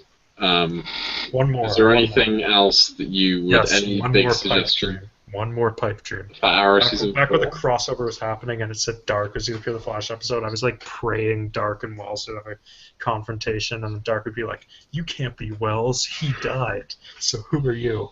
And then Wells just pulls out that futuristic laser gun, blasts it, and is like, "You're about to find out." Where's that? That's from something. Yeah, that's the opening battle between Arrow and Dark. You can't beat the Arrow. He died, so who are you? You're about to find out. Oh, yeah. I may have blocked that from my mind. Anyway, any particular big additions or any big... Yeah, I got another one. For Season 4 of Arrow? Yeah, for Season 4. Okay. So, after everything that's happened, all I have to say is, Guggenheim must die. Fuck's sake, McCracken. They deserve to die. Like she died. Yeah. That clip is so relevant. Tim, any addition to our fix of Season 4? More recurring villains. Yes. Like the Brick arc in Season 3 was really good. Just more, like, Anarchy's appeared for 2 episodes, they brought Cupid back, but I don't know, like, I mean, I know people have got tired of Vertigo. I kind of understand that. I mean, I know that Arrow, the Green Arrow, doesn't actually have that many. Doesn't have that big of a rogues gallery. But no, I don't know. Still from Batman's, like, that's totally okay. He's green. He is the Green Batman for all intents and purposes. Steal Batman's. I'm totally okay with that. It's just more recurring, like the. You know, that you can use instead of having Dark every week. Just, you know, more interesting recurring villains. Like, I don't know. I'm trying to think of. Bring back Komodo from Season 3. He's actually a big Green Arrow villain. Yes, he is. He's a huge Green Arrow villain. Hoping the hope for Season 5 is Outsider Wars, but. And he's only been used in 1 episode. I want Prometheus for Season 5, like, reading up on that guy and his relationship with Arrow and how Arrow murders him, like, it just sounds Isn't like he a good story. Taskmaster? Isn't he like Taskmaster? He can, like, read, fight, he can read you as you fight. He's got, like, a helmet that lets him, like, read fighting styles, and he's, like, a Justice League villain who comes into confrontation with Green Arrow, and Green Arrow, like, shoots him in the head with arrows and kills him.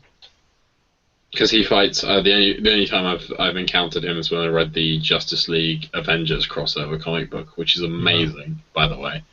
If you ever want to see Superman with Thor's hammer and Captain America's shield, that's in it. And like Captain America's back on like this ship, like in the last fight, and he's like doing all the coordinating, like he's doing all the battle strategies, and then Prometheus just shows up and there's a fight, and it's great. So that's that little side done. Are we wrapped up? I think so. It's getting kind of late now. Yeah, it is now. Someone commented on our post in the event, and they said this is brilliant. AJ Overholtz. Well, thank you, AJ. We made it brilliant for you. You're a big guy, AJ. All right. I hope you've enjoyed this somewhat long and somewhat rambly live stream and discussion of why Arrow went to complete shite. Because it's irredeemable. I'm done with this shit. I'll probably still watch it illegally because I hate myself and I just want to keep watching it. Can we say some final words? Yeah, go ahead. Well, it's been a great time for us, season 1 and 2, but it's a shame it's going down the drain, and Guggenheim's a terrible, cancerous hack of a writer, so fuck you, Guggenheim, and fuck you, Miracle. May Arrow be great again one day, but for now I'm just going to watch The Flash, where an actual good writer is making a great show. Goodbye to you. And if you're looking for a show to jump to that has a kind of similar-ish, like, team fighting aspect to it, go watch Agents of S.H.I.E.L.D. And if you want the vigilante street-level shit, go watch Daredevil. Basically, Marvel's doing Arrow better than Arrow's doing Arrow, so just do that. Yeah. Fuck you, Guggenheim. And of course we do hope that Katie Cassidy does land on her feet, despite being unceremoniously kicked from Arrow's cast. She deserves to find an acting gig that won't treat her character like shit for an entire season and then kill her off. So Hashtag no Laurel, no Arrow. hashtag no Laurel, no Arrow. Hashtag Guggenheim is cancer.